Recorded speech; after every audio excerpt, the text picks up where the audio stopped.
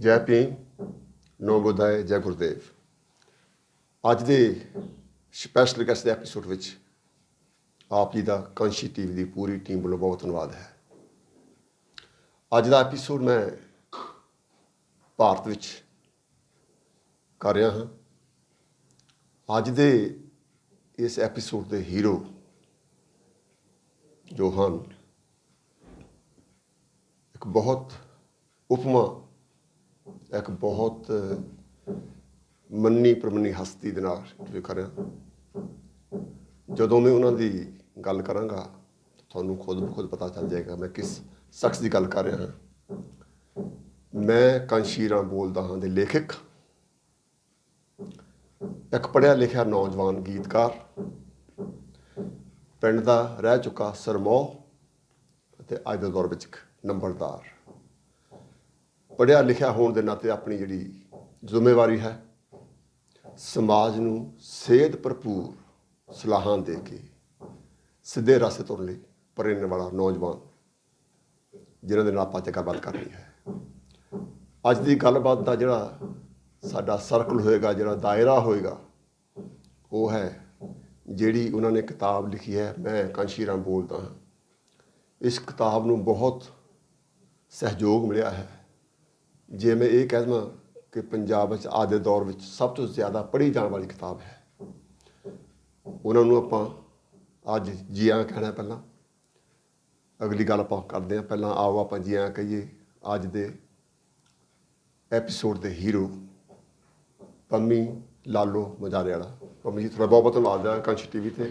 ਸਭ ਤੋਂ ਪਹਿਲਾਂ ਕਾਂਸ਼ੀ ਟੀਵੀ ਦਾ ਧੰਨਵਾਦ, ਅਤੇ ਧਰਮਚੰਦ ਜੀ ਤੁਹਾਡਾ ਵੀ ਬਹੁਤ ਵੱਡਾ ਧੰਨਵਾਦ, ਅਤੇ ਨਿਰਮਲ ਗੁੜਾ ਜੀ ਦਾ ਧੰਨਵਾਦ, ਜਿੱਥੇ ਬੈਠ ਕੇ ਆਪਾਂ ਇਹ ਐਪੀਸੋਡ ਕਰ ਰਹੇ ਹਾਂ। ਤਾਂ ਇਸ ਤੋਂ ਇਲਾਵਾ ਕਾਂਸ਼ੀ ਟੀਵੀ ਨਾਲ ਜੁੜੀਆਂ ਲੱਖਾਂ ਸੰਗਤਾਂ ਦਾ ਧੰਨਵਾਦ, ਜਿਹੜੀ ਕਾਂਸ਼ੀ ਟੀਵੀ ਨੂੰ ਪ੍ਰਮੋਟ ਕਰਦੇ ਆ, ਉਹਨਾਂ ਦਾ ਵੀ ਧੰਨਵਾਦ। ਅਤੇ ਕਾਂਸ਼ੀ ਟੀਵੀ ਦਾ ਇਸ ਗੱਲੋਂ ਵੀ ਇੱਕ ਵੱਡਾ ਧੰਨਵਾਦ ਕਿ ਉਹ ਸਾਡੇ ਬਹੁਜਨ ਸਮਾਜ ਦੀਆਂ ਜਿਹੜੀਆਂ ਪਰਸਨੈਲਿਟੀਆਂ ਆ, ਦੱਬੇ ਕੁਚਲੀਆਂ ਪਰਸਨੈਲਿਟੀਆਂ, ਉਹਨਾਂ ਨੂੰ ਆਪਣੇ ਇੱਕ ਪਲੇਟਫਾਰਮ 'ਤੇ ਉਭਾਰਨ ਦਾ ਕੰਮ ਕਰਦੀਆਂ ਅਤੇ ਸਾਨੂੰ ਘੱਟੋ ਘੱਟ ਵੀ 100-125 ਮੁਲਕਾਂ ਵਿੱਚ ਦਰਸ਼ਕਾਂ ਦੇ ਰੂਬਰੂ ਕਰਨ ਦਾ ਉਹ ਇੱਕ ਸਹਿਯੋਗ ਬਖਸ਼ਦੀਆਂ। ਬਹੁਤ ਬਹੁਤ ਧੰਨਵਾਦ ਪੰਮੀ ਜੀ। ਇਹ ਬਹੁਤ ਜ਼ਰੂਰੀ ਆ ਕਿ ਇਹ ਜਾਣਿਆ ਜਾਵੇ ਕਿ ਪੰਮੀ ਲਾਲੋ ਮਜਾਰੇ ਵਾਲਾ ਕਿਹੋ ਜਿਹੀ ਹਸਤੀ ਹੈ, ਕਿਉਂਕਿ ਐਡਾ ਵੱਡਾ ਮਸਲਾ ਲੈ ਕੇ ਤੁਰਨਾ, ਐਡੀ ਵੱਡੀ ਕਿਤਾਬ ਲਿਖਣੀ, ਇੰਨੀ ਮਕਬੂਲਤਾ ਹਾਸਲ ਕਰਨੀ ਕਿਤਾਬ ਦੇ ਜ਼ਰੀਏ। ਤੁਸੀਂ ਕੁਛ ਆਪਣੇ ਬਾਰੇ ਦੱਸੋ, ਆਪਣੀ ਜ਼ਿੰਦਗੀ ਦੇ ਪ੍ਰਤੀ ਕਿਹੋ ਜਿਹੀ ਹਸਤੀ ਹੋ ਤੁਸੀਂ? ਹਾਂ ਧਰਮਚੰਦ ਜੀ, ਪੰਮੀ ਲਾਲੋ ਮਜਾਰਾ ਇੱਕ ਨਾਂ ਚੀਜ਼ ਹਸਤੀ ਆ, ਅਤੇ ਜ਼ਿਲ੍ਹਾ ਸ਼ਹੀਦ ਭਗਤ ਸਿੰਘ ਨਗਰ ਦਾ ਇੱਕ ਛੋਟਾ ਜਿਹਾ ਪਿੰਡ ਜੀ, ਔਰ ਪਛੜਿਆ ਪਿੰਡ ਕਹਿ ਸਕਦੇ ਹਾਂ, ਜਿੱਥੇ ਅੱਜ ਵੀ ਕੋਈ ਬੱਸ ਗੱਡੀ ਨਹੀਂ ਜਾਂਦੀ। ਉਸ ਪਿੰਡ ਵਿੱਚ ਮੈਂ 1972 ਨੂੰ ਪੈਦਾ ਹੋਇਆ। ਮੇਰੇ ਬਾਪ ਦਾ ਨਾਮ ਸ਼੍ਰੀ ਦਰਸ਼ਨ ਲਾਲ ਜੀ, ਅਤੇ ਮਾਤਾ ਦਾ ਨਾਂ ਸ਼੍ਰੀਮਤੀ ਗੁਰਬਖਸ਼ ਕੌਰ। ਅਤੇ ਬਾਪ ਮੇਰਾ ਬੰਗਾ ਚੂੜੀਆਂ ਵੇਚਣ ਦਾ ਕੰਮ ਕਰਦਾ ਸੀ, ਅਤੇ ਮੈਂ ਖੁਦ ਪ੍ਰਾਇਮਰੀ ਸਕੂਲ ਤੋਂ ਲੈ ਕੇ ਕਾਲਜ ਪੜ੍ਹਨ ਤੱਕ ਆਪਣੇ ਬਾਪ ਦੇ ਨਾਲ ਮੇਲਿਆਂ ਵਿੱਚ ਜਾਣਾ, ਅਤੇ ਅਸੀਂ ਬੈਂਗਲ ਸੈਲਰ ਦਾ ਕੰਮ ਕਰਦੇ ਸੀ, ਤਾਂ ਫਿਰ ਉੱਥੇ ਹੀ ਘਰ ਦਾ ਗੁਜ਼ਾਰਾ ਕਰਨਾ, ਤਾਂ ਉਹਨਾਂ ਵਿੱਚੋਂ ਸਕੂਲ ਦੀ ਕਾਲਜ ਦੀਆਂ ਫੀਸਾਂ ਦੇਣੀਆਂ।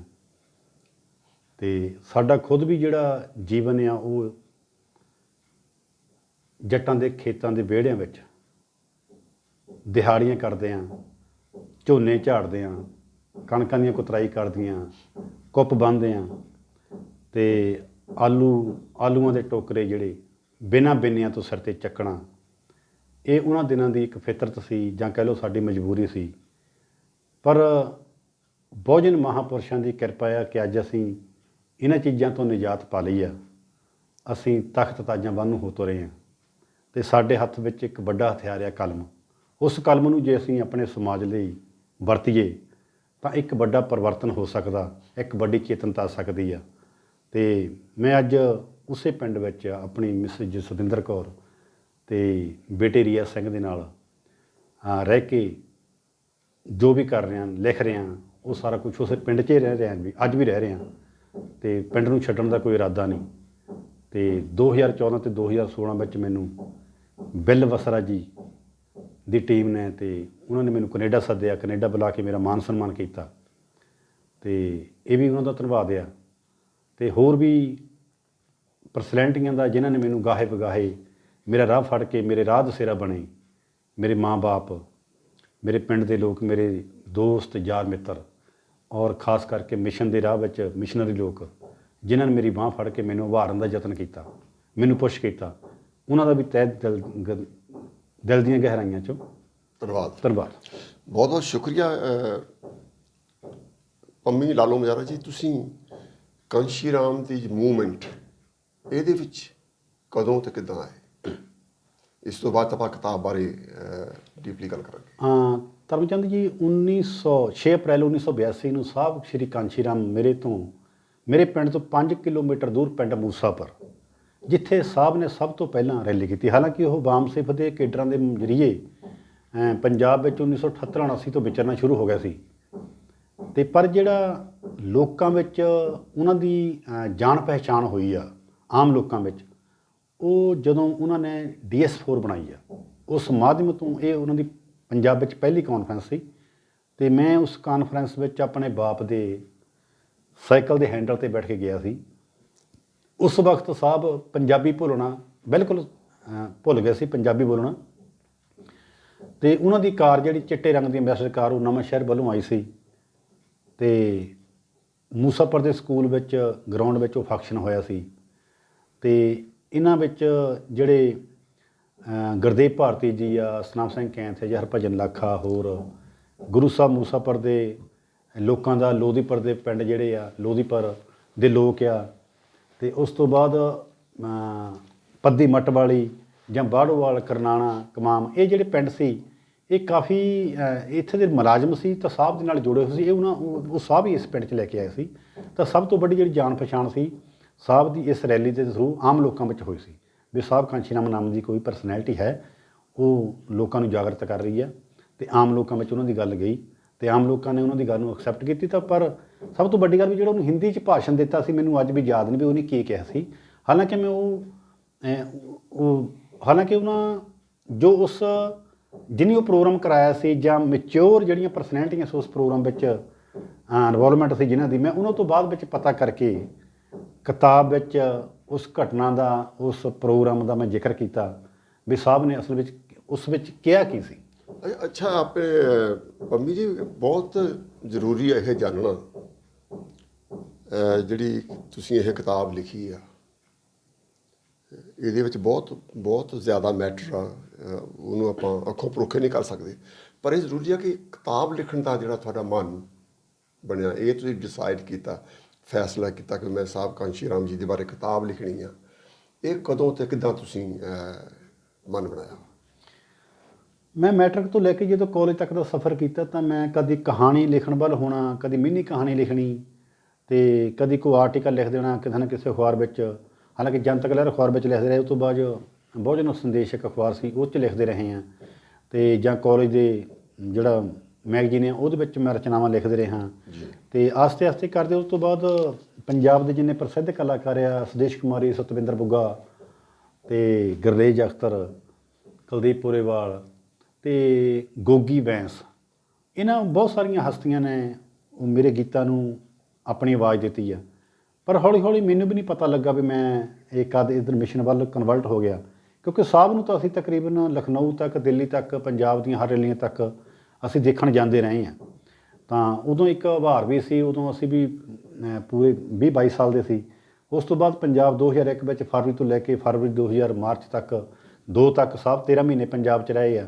ਅਤੇ ਉਸ ਵਕਤ ਵੀ ਉਹਨਾਂ ਦੀਆਂ ਰੈਲੀਆਂ ਹੁੰਦੀਆਂ ਰਹੀਆਂ, ਅਤੇ ਇਲਾਕਾ ਵਾਈ ਉਹਨਾਂ ਦੇ ਪ੍ਰੋਗਰਾਮ ਹੁੰਦੇ ਰਹੇ ਆ। ਖਾਸ ਕਰਕੇ ਉਹ ਪਿੰਡਾਂ ਤੱਕ ਵੀ ਉਹਨਾਂ ਨੇ ਅਪਰੋਚ ਕੀਤੀ ਆਪਣੇ ਲੋਕਾਂ ਤੱਕ। ਤਾਂ ਗਾਹੇ ਬਗਾਹੇ ਉਹਨਾਂ ਵਿੱਚ ਸਾਡੀ ਇਨਵੋਲਵਮੈਂਟ ਰਹੀ ਸੀ। ਤਾਂ ਤਕਰੀਬਨ ਉਸ ਤੋਂ ਬਾਅਦ ਉਹ ਕੀ ਬੋਲਦੇ ਰਹੇ, ਉਹ ਸਾਰਾ ਕੁਛ ਸਾਨੂੰ ਅੱਜ ਵੀ ਯਾਦ ਆ ਵੀ ਉਹ ਰੋਸ਼ਨ ਗਰਾਊਂਡ ਹੁਸ਼ਿਆਰਪੁਰ ਵਿੱਚ ਕੀ ਬੋਲਿਆ ਉਹਨੇ, ਅਤੇ ਜਾਂ ਦਰੇਸੀ ਗਰਾਊਂਡ ਲੁਧਿਆਣਾ ਵਿੱਚ ਕੀ ਬੋਲਿਆ, ਜਾਂ ਦਾਣਾ ਮੰਡੀ 'ਚ ਲੁਧਿਆਣੇ 'ਚ ਕੀ ਬੋਲਿਆ, ਜਾਂ ਚੰਡੀਗੜ੍ਹ ਦੇ 17 ਸੈਕਟਰ ਦੀ ਪਰੇਡ ਗਰਾਊਂਡ ਵਿੱਚ ਉਹਨੇ ਕੀ ਬੋਲਿਆ। ਤਕਰੀਬਨ ਉਹ ਸਾਨੂੰ ਅੱਜ ਵੀ ਉਹ ਚਿਹਰਾ ਮੂਹਰਾ ਉਹਨਾਂ ਦਾ ਦਿਸ ਰਿਹਾ। ਪਰ ਉਹ ਕਿਤੇ ਨਾ ਕਿਤੇ ਜਿਹੜਾ ਅਸੀਂ ਦੇਖਦੇ ਰਹੇ ਹਾਂ, ਉਹ ਲਿਖਣ ਵੱਲ 'ਚ ਮੈਨੂੰ ਇੱਕ ਐਨਰਜੀ ਮਿਲੀ ਆ ਵੀ ਜਦੋਂ ਕੋਈ ਮੈਨੂੰ ਘਟਨਾ ਦਾ ਸੀ ਤਾਂ ਮੈਨੂੰ ਲੱਗਦਾ ਸੀ ਵੀ ਹਾਂ ਇਹ ਘਟਨਾ ਉੱਥੇ ਹੋਈ ਆ, ਤਾਂ ਜਾਂ ਸਾਹਿਬ ਨੇ ਆ ਵੀ ਗੱਲ ਕਹੀ ਆ। ਅਤੇ ਜਿਹੜੇ ਸਾਹਿਬ ਦੇ ਸਾਥੀ ਆ ਉਹਨਾਂ ਨੂੰ ਮਿਲ ਕੇ ਅਸੀਂ ਇਹ ਇੱਕ ਮੈਂ ਕਾਂਸ਼ੀ ਰਾਮ ਬੋਲਦਾ ਭਾਗ ਦੂਜਾ ਅਤੇ ਮੈਂ ਕਾਂਸ਼ੀ ਰਾਮ ਬੋਲਦਾ ਭਾਗ ਪਹਿਲਾ, ਇਹ ਜਿਹੜੇ ਐਡੀਸ਼ਨ ਆਏ ਆ। ਅਤੇ ਉਸ ਤੋਂ ਬਾਅਦ ਮਤਲਬ ਲੋਕਾਂ ਨਾਲ ਅਸੀਂ ਵਿਚਰਦੇ ਰਹੇ ਹਾਂ। ਜੇ ਕਿਸੇ ਨੇ ਇੱਕ ਬੰਦੇ ਨਾਲ ਕੰਟੈਕਟ ਕੀਤਾ, ਕਿਸੇ ਨੇ ਦੂਸਰੇ ਬੰਦੇ ਦਾ ਵੀ ਦੇ ਦਿੱਤਾ ਵੀ ਸਾਹਿਬ ਉਹਦੇ ਘਰ ਵੀ ਆਉਂਦੇ ਰਹੇ ਆ। ਉਹਨਾਂ ਚੀਜ਼ਾਂ ਨੂੰ ਮਤਲਬ ਕਲੈਕਟ ਕਰਕੇ ਇੱਕ ਆਪਾਂ ਉਹਨਾਂ ਦਿਨਾਂ ਦਾ ਜਾਂ 1900 ਲਗਭਗ ਮੈਂ 1966-67 ਤੋਂ ਉਹਨਾਂ ਦਾ ਜੀਵਨ ਜਿਹੜੀਆਂ ਘਟਨਾਵਾਂ ਹੈ ਉਹ ਕਲਮਬੰਦ ਕਰਨ ਦੀ ਕੋਸ਼ਿਸ਼ ਕੀਤੀ ਹੈ। ਇੱਕ ਛੋਟਾ ਜਿਹਾ ਮੇਰਾ ਉਪਰਾਲਾ ਆ ਵੀ ਲੋਕਾਂ ਨੂੰ ਪਸੰਦ ਆਇਆ, ਇਹ ਲੋਕਾਂ ਦੇ ਆਪਾਂ ਦੇਣਦਾਰ ਹਾਂ। ਬਹੁਤ ਬਹੁਤ ਧੰਨਵਾਦ। ਮੈਂ ਗੱਲਬਾਤ ਨੂੰ ਅੱਗੇ ਵਧਾਉਣ ਤੋਂ ਪਹਿਲਾਂ ਇੱਕ ਖਾਸ ਸ਼ੁਕਰੀਆ ਅਦਾ ਕਰਨਾ ਚਾਹੁੰਦਾ ਨਿਰਮਲ ਗੁੜਾ ਜੀ ਦਾ, ਜਿਨ੍ਹਾਂ ਨੇ ਅੱਜ ਦਾ ਐਪੀਸੋਡ ਤਿਆਰ ਕਰਨ ਵਿੱਚ ਮੇਰੀ ਮਦਦ ਕੀਤੀ ਔਰ ਉਹਨਾਂ ਦੇ ਸਟੂਡੀਓ ਤੋਂ ਅੱਜ ਕਰ ਰਿਹਾ। ਅਤੇ ਉਹਨਾਂ ਨੇ ਸਿਰਫ ਆਪਣੀ ਟੈਕਨੀਕਲ ਟੀਮ ਹੀ ਨਹੀਂ ਮੈਨੂੰ ਪ੍ਰਦਾਨ ਕੀਤੀ, ਲੇਕਿਨ ਅੱਜ ਦਾ ਪ੍ਰੋਗਰਾਮ ਕਰਨ ਵਿੱਚ ਉਹਨਾਂ ਨੇ ਸਹਿਯੋਗ ਵੀ ਦਿੱਤਾ। ਮੈਂ ਉਹਨਾਂ ਦਾ ਬਹੁਤ ਧੰਨਵਾਦੀ ਹਾਂ ਕਾਂਸ਼ੀ TV ਦੀ ਪੂਰੀ ਟੀਮ ਵੱਲੋਂ। ਤੁਸੀਂ ਦੇਖ ਰਹੇ ਹਾਂ ਸਪੈਸ਼ਲ ਗੈਸਟ ਸ਼ੋਅ ਧਰਮਚੰਦ ਦੇ ਨਾਲ, ਅਤੇ ਕਾਂਸ਼ੀ TV ਜਿੱਥੇ ਵੀ ਜਾਂਦਾ, ਕੋਈ ਵੀ ਪ੍ਰੈਜ਼ੈਂਟਰ ਜਿੱਥੇ ਵੀ ਜਾਂਦਾ, ਉੱਥੋਂ ਕੋਈ ਨਾ ਕੋਈ ਨਵਾਂ ਪ੍ਰੋਗਰਾਮ ਲੈ ਕੇ ਤੁਹਾਡੇ ਸਾਹਮਣੇ ਆਉਂਦਾ ਹੈ। ਅਤੇ ਇਹ ਪ੍ਰੋਗਰਾਮ ਤਾਂ ਹੀ ਚੰਗੇ ਹੋ ਸਕਦੇ ਆ ਜੇ ਤੁਹਾਡਾ ਭਰਪੂਰ ਸਹਿਯੋਗ ਮਿਲਦਾ ਰਹੇ। ਅਤੇ ਤੁਹਾਨੂੰ ਸਾਡੀ ਗੁਜ਼ਾਰਿਸ਼ ਆ ਕਿ ਕਾਂਸ਼ੀ TV ਨੂੰ ਸਪੋਰਟ ਹਮੇਸ਼ਾ ਕਰਦੇ ਰਹੋ।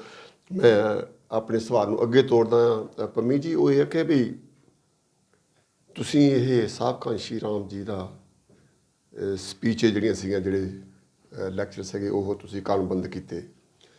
ਸਿਰਫ ਕਾਂਸ਼ੀ ਰਾਮ ਜੀ ਨੂੰ ਹੀ ਕਿਉਂ ਤੁਸੀਂ ਚੁਣਿਆ ਵੀ ਉਹਦੇ ਬਾਰੇ ਲਿਖਿਆ ਜਾਵੇ? ਮਹੇਸ਼ ਸਾਹਿਬ, ਇਹ ਇੱਦਾਂ ਸੀ ਵੀ ਤਕਰੀਬਨ ਸਾਡੇ ਸਮਾਜ ਦੇ ਜਿੰਨੇ ਵੀ ਰਾਈਟਰ ਆ ਜੀ, ਉਹਨਾਂ ਵਿੱਚੋਂ ਕਹਿ ਸਕਦੇ ਹਾਂ ਵੀ ਤਕਰੀਬਨ ਉਹ ਦੂਸਰੇ ਮਹਾਂਪੁਰਸ਼ਾਂ 'ਤੇ ਜ਼ਿਆਦਾਤਰ ਲਿਖਦੇ ਆ, ਜਾਂ ਭਾਰਤੀ ਸੰਵਿਧਾਨ ਦੇ ਨਿਰਮਾਤਾ ਬਾਬਾ ਸਾਹਿਬ ਡਾਕਟਰ ਭੀਮ ਰਾਓ ਅੰਬੇਡਕਰ 'ਤੇ ਲਿਖਦੇ ਆ। ਪਰ ਜਦੋਂ ਮੈਂ ਪਿਛਲੇ 10 ਸਾਲ ਤੋਂ ਦੇਖਦਾ ਤਾਂ ਮੈਨੂੰ ਲੱਗਿਆ ਵੀ ਸਾਹਿਬ ਕਾਂਸ਼ੀ ਰਾਮ 'ਤੇ ਕਿਉਂ ਨਹੀਂ, ਕਿਉਂਕਿ ਜਿਨ੍ਹਾਂ ਦੀ ਮੂਵਮੈਂਟ, ਜਿਨ੍ਹਾਂ ਨੇ ਬਾਬਾ ਸਾਹਿਬ ਨੇ 40 ਸਾਲ ਇਹ ਸਮਾਜ ਦੇ ਨਾਂ ਕੀਤੇ ਆ, ਅਤੇ 42 ਸਾਲ ਸਾਹਿਬ ਸ਼੍ਰੀ ਕਾਂਸ਼ੀ ਰਾਮ ਨੇ ਇਸ ਸਮਾਜ ਨੂੰ ਦਿੱਤੇ ਆ। ਅਤੇ ਬਾਬਾ ਸਾਹਿਬ ਜੀ ਨੇ ਵੀ ਆਪਣੇ ਜਿਹੜੇ ਦੌਰ ਵਿੱਚ ਬੜੇ ਦੁੱਖ ਝੱਲੇ, ਬੜੇ ਕਸ਼ਟ ਝੱਲੇ, ਉਹਨਾਂ ਦੀ ਬਹੁਤ ਵੱਡੀ ਦੇਣ ਆ। ਉਹਨੇ ਸਾਨੂੰ ਇੱਕ ਵੱਡੀ ਥਿਊਰੀ ਦਿੱਤੀ ਆ ਆਪਣੀਆਂ ਲਿਟਰੇਚਰ ਦੇ ਆਧਾਰ 'ਤੇ ਜਾਂ ਲਿਟਰੇਚਰ ਮੁਤਾਬਕ। ਪਰ ਸਾਹਿਬ ਕਾਂਸ਼ੀ ਰਾਮ ਨੇ ਸਾਨੂੰ ਇੱਕ ਰਾਜਨੀਤਿਕ ਪਲੇਟਫਾਰਮ ਦਿੱਤਾ, ਸੰਗਠਨ ਕਿੱਦਾਂ ਬਣਾਉਣੇ ਆ, ਕਿੱਦਾਂ ਚਲਾਉਣੇ ਆ, ਦੁਸ਼ਮਣ ਦੀ ਨਜ਼ਰ ਤੋਂ ਕਿਵੇਂ ਬਚਣਾ, ਟਿਕਟਾਂ ਕਿਵੇਂ ਬਣਾਉਣੀਆਂ, ਟਿਕਟਾਂ ਕਿੱਦਾਂ ਦੇਣੀਆਂ, ਲੋਕਾਂ ਨੂੰ ਲਾਮਬੰਦ ਕਿੱਦਾਂ ਕਰਨਾ, ਜੇ ਤੁਸੀਂ ਸੱਤਾ ਬਚਣੀ ਹੈ ਸਰਕਾਰਾਂ ਦਾ ਘਿਰਾਓ ਕਿੱਦਾਂ ਕਰਨਾ, ਪਾਰਲੀਮੈਂਟ ਦਾ ਘਿਰਾਓ ਕਿੱਦਾਂ ਕਰਨਾ, PM ਹਾਊਸ ਦਾ ਘਿਰਾਓ ਕਿੱਦਾਂ ਕਰਨਾ। ਮਤਲਬ ਉਹ ਜਿਹੜਾ ਦੌਰ ਆ ਉਹ ਮੈਂ ਆਪਣੀਆਂ ਅੱਖਾਂ ਨਾਲ ਦੇਖਿਆ। ਅਤੇ ਸਾਡੇ ਬਜ਼ੁਰਗਾਂ ਨੂੰ ਨਹੀਂ ਸੀ ਪਤਾ ਹੁੰਦਾ ਵੀ ਵੋਟ ਕਿੱਦਾਂ ਪਾਉਣੀ ਆ ਜਾਂ ਕਿਵੇਂ ਪਾਉਣੀ ਆ, ਕਿੱਦਾਂ ਨਹੀਂ ਪਾਉਣੀ। ਜੇ ਉਹਨਾਂ ਨੂੰ ਕੋਈ ਧੱਕਾ ਵੀ ਕਰ ਗਿਆ ਤਾਂ ਉਹਦਾ ਜਵਾਬ ਕਿੱਦਾਂ ਦੇਣਾ। ਉਹਨਾਂ ਵਿੱਚ ਯੂਨਿਟੀ ਪੈਦਾ ਕਰਨ ਦੀ ਕੋਈ ਸਮਰੱਥਾ ਨਹੀਂ ਸੀ, ਨਾ ਉਹਨਾਂ ਨੂੰ ਕਿਸੇ ਨੇ ਦੱਸਿਆ, ਨਾ ਉਹਨਾਂ ਨੂੰ ਕਿਸੇ ਨੇ ਪਤਾ ਸੀ। ਇਹ ਸਿਰਫ ਅਤੇ ਸਿਰਫ ਇਹ ਸਾਹਿਬ ਸ਼੍ਰੀ ਕਾਂਸ਼ੀ ਰਾਮ ਕਰਕੇ ਸਾਨੂੰ ਪਤਾ ਲੱਗਾ ਵੀ ਅਸੀਂ ਰਾਜਨੀਤਿਕ ਤੌਰ 'ਤੇ ਦੁਸ਼ਮਣ ਦਾ ਕਿੱਦਾਂ ਮੁਕਾਬਲਾ ਕਰ ਸਕਦੇ ਹਾਂ। ਜੇ ਸਾਡਾ ਸਰਕਾਰਾਂ ਵਿੱਚ ਹਿੱਸਾ ਨਹੀਂ, ਜਾਂ ਸਰਕਾਰਾਂ ਵਿੱਚ ਸਾਡਾ ਕੋਈ MP MLA ਨਹੀਂ, ਸੰਸਦ ਵਿੱਚ ਸਾਡਾ ਕੋਈ ਸੰਸਦ ਨਹੀਂ, ਸਾਡੀ ਪ੍ਰਤੀਨਿਧਤਾ ਕਰਨ ਵਾਲੇ, ਘੱਟੋ ਘੱਟ ਅਸੀਂ ਜੇ ਸਾਡੇ ਨਾਲ ਧੱਕਾ ਹੁੰਦਾ ਤਾਂ ਅਸੀਂ ਸੰਸਦ ਦਾ ਘਿਰਾਓ ਤਾਂ ਕਰ ਸਕਦੇ ਹਾਂ, ਸਾਡੀ ਇੰਨੀ ਗਿਣਤੀ ਹੈ। ਪਰ ਇਹ ਸਾਰੇ ਤਾਣੇ ਬਾਣੇ ਰਾਜਨੀਤਿਕ ਤੌਰ 'ਤੇ ਸਰਕਾਰਾਂ ਤੋੜਨੀਆਂ, ਬਣਾਉਣੀਆਂ, ਮਜ਼ਬੂਤ ਸਰਕਾਰਾਂ ਨਹੀਂ ਚਾਹੀਦੀਆਂ, ਮਜਬੂਰ ਸਰਕਾਰਾਂ ਚਾਹੀਦੀਆਂ, ਉਹ ਸਾਡੇ ਬਹੁਜਨ ਸਮਾਜ ਦੇ ਹਿੱਤ ਵਿੱਚ ਆ। ਮਤਲਬ ਇਹ ਜਿੰਨੇ ਵੀ ਮੈਥਡ ਆ, ਇਹ ਸਾਰੇ ਦੇ ਸਾਰੇ ਸਾਹਿਬ ਸ਼੍ਰੀ ਕਾਂਸ਼ੀ ਰਾਮ ਤੋਂ ਸਾਨੂੰ ਪਤਾ ਲੱਗੇ। ਅਤੇ ਇਸੇ ਕਰਕੇ ਹਜ਼ਾਰਾਂ ਲੋਕ ਇਸ ਭਾਰਤ ਦੀ ਧਰਤੀ 'ਤੇ MP MLA ਬਣੇ ਉਹਨਾਂ ਦੇ ਕਰਕੇ। ਪਰ ਦੁੱਖ ਇਸ ਕਰਕੇ ਹੁੰਦਾ ਵੀ ਜਦੋਂ ਅਸੀਂ ਖਾਲੀ ਉਹਨਾਂ ਨੂੰ 365 ਦਿਨਾਂ 'ਚੋਂ ਇੱਕ ਦਿਨ, ਜਾਂ ਉਹਨਾਂ ਦੇ ਜਨਮ ਦਿਨ 'ਤੇ 2 ਦਿਨ, ਅਸੀਂ ਉਹਨਾਂ ਨੂੰ 2-4 ਘੰਟਿਆਂ ਲਈ ਯਾਦ ਕਰਦੇ ਹਾਂ।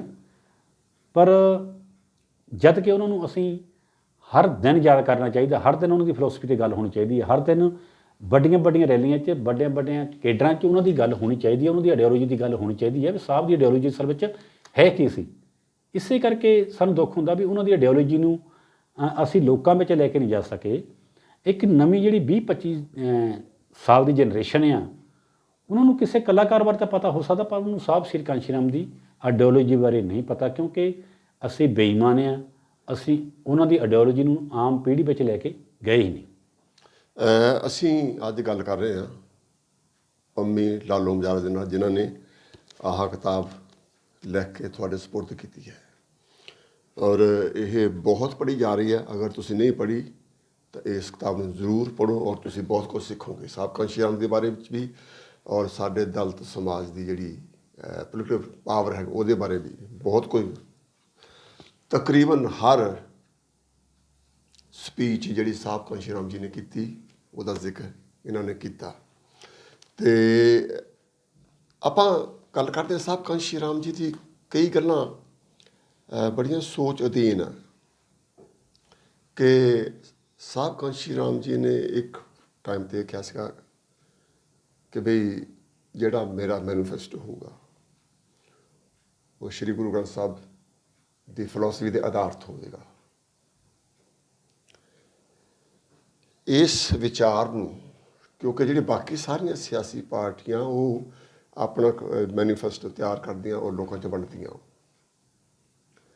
ਪਰ ਸਾਹਿਬ ਕਾਂਸ਼ੀ ਰਾਮ ਨੇ ਆਪਣੀ ਸਿਆਸੀ ਪਾਰਟੀ ਦਾ ਮੈਨੀਫੈਸਟੋ ਨਹੀਂ ਬਣਾਇਆ। ਉਹਨਾਂ ਨੇ ਇਹ ਕਿਹਾ ਵੀ ਜਿਹੜੀ ਗੁਰੂ ਗ੍ਰੰਥ ਸਾਹਿਬ ਦੀ ਵਿਚਾਰਧਾਰਾ ਰਹਿ ਗਈ ਆ ਉਹਦੇ ਆਧਾਰ 'ਤੇ ਹੀ ਮੇਰਾ ਹੋਊਗਾ ਮੈਨੀਫੈਸਟੋ।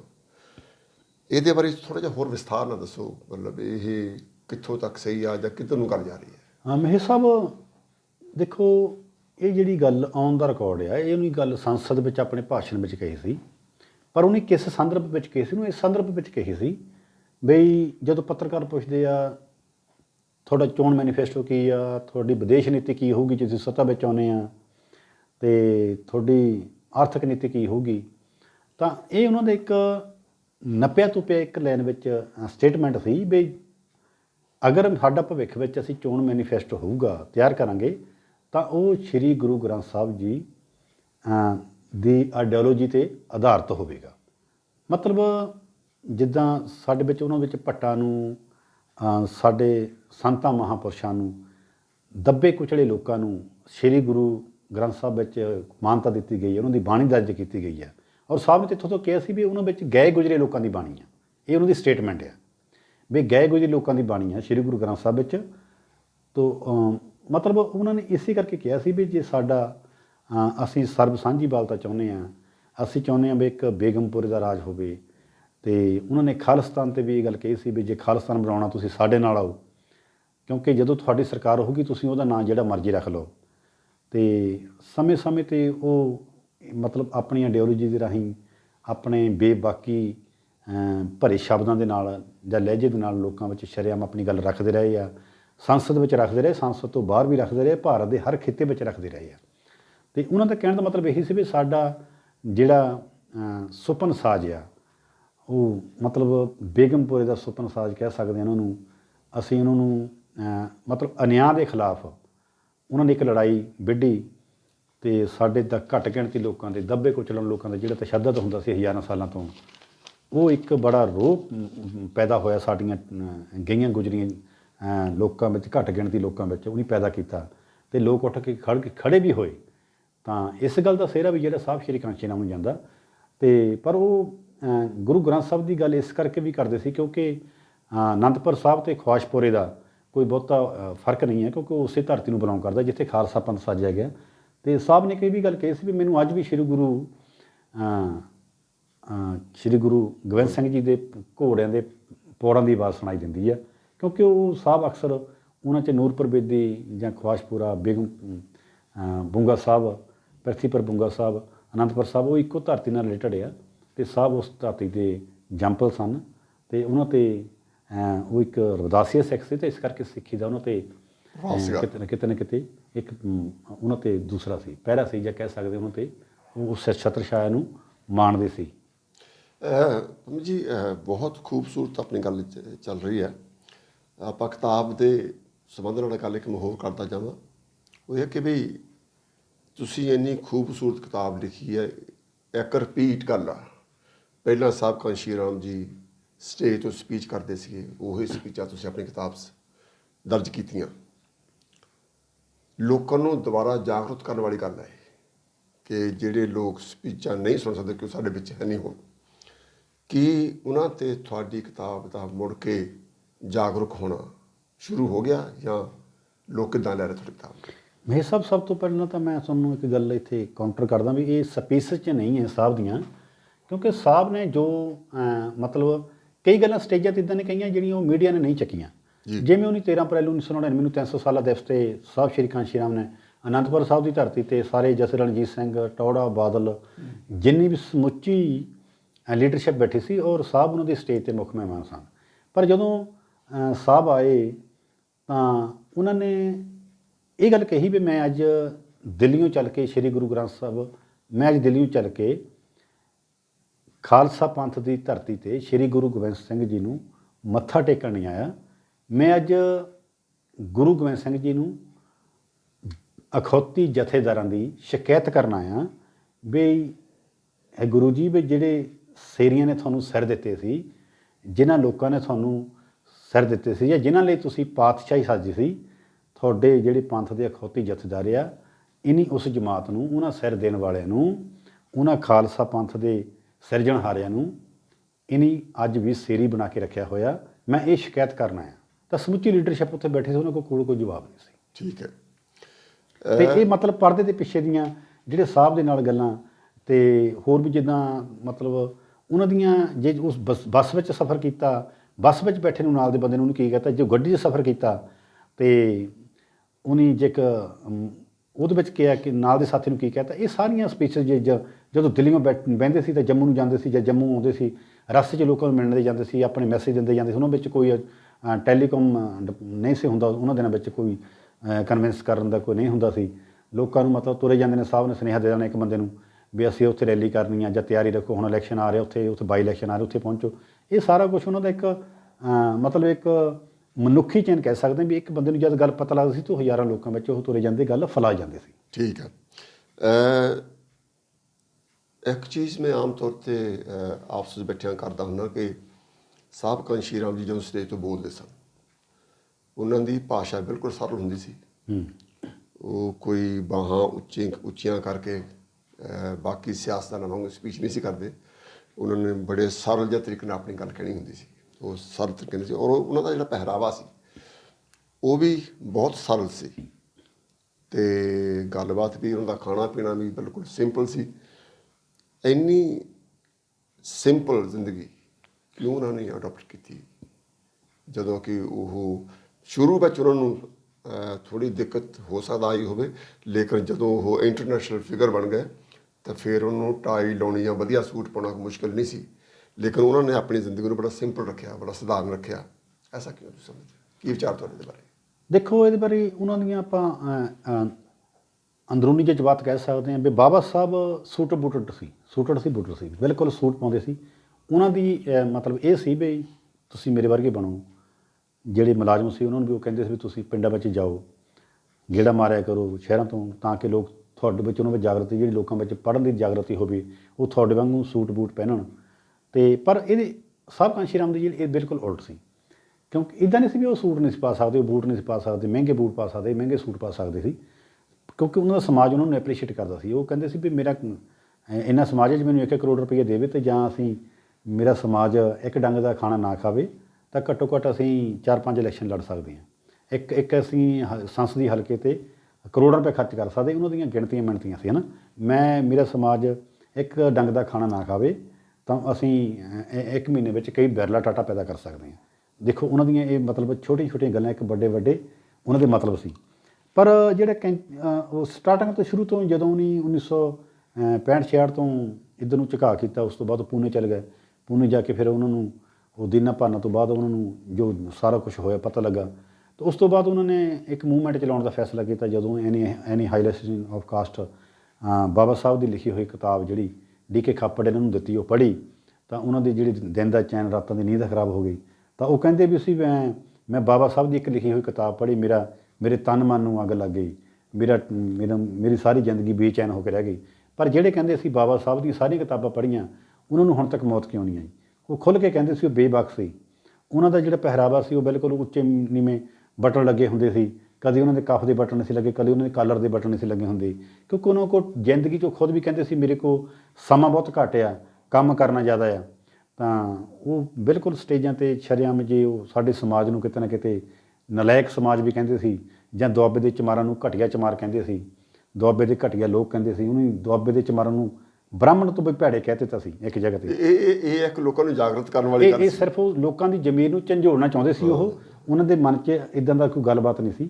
ਉਹ ਚਾਹੁੰਦੇ ਸੀ ਵੀ ਮੇਰੇ ਘੱਟੋ ਘੱਟ ਮੇਰੇ ਜਿਹੜੇ ਬੰਬਾਰਮੈਂਟ ਕਰਨ ਵਾਲੀਆਂ ਸਟੇਟਮੈਂਟਾਂ ਆ, ਸ਼ਬਦ ਆ, ਇਹ ਸੁਣ ਕੇ ਸ਼ਾਇਦ ਇਹਨਾਂ ਦੇ ਮਾੜਾ ਮੋਟਾ ਕੋਈ ਤਨ ਬਦਨ ਨੂੰ ਅੱਗ ਲੱਗੇ, ਇਹ ਝੰਜੋੜਨੇ ਨੇ ਜ਼ਮੀਰ 'ਚੋਂ ਬਾਹਰ ਆਉਣ।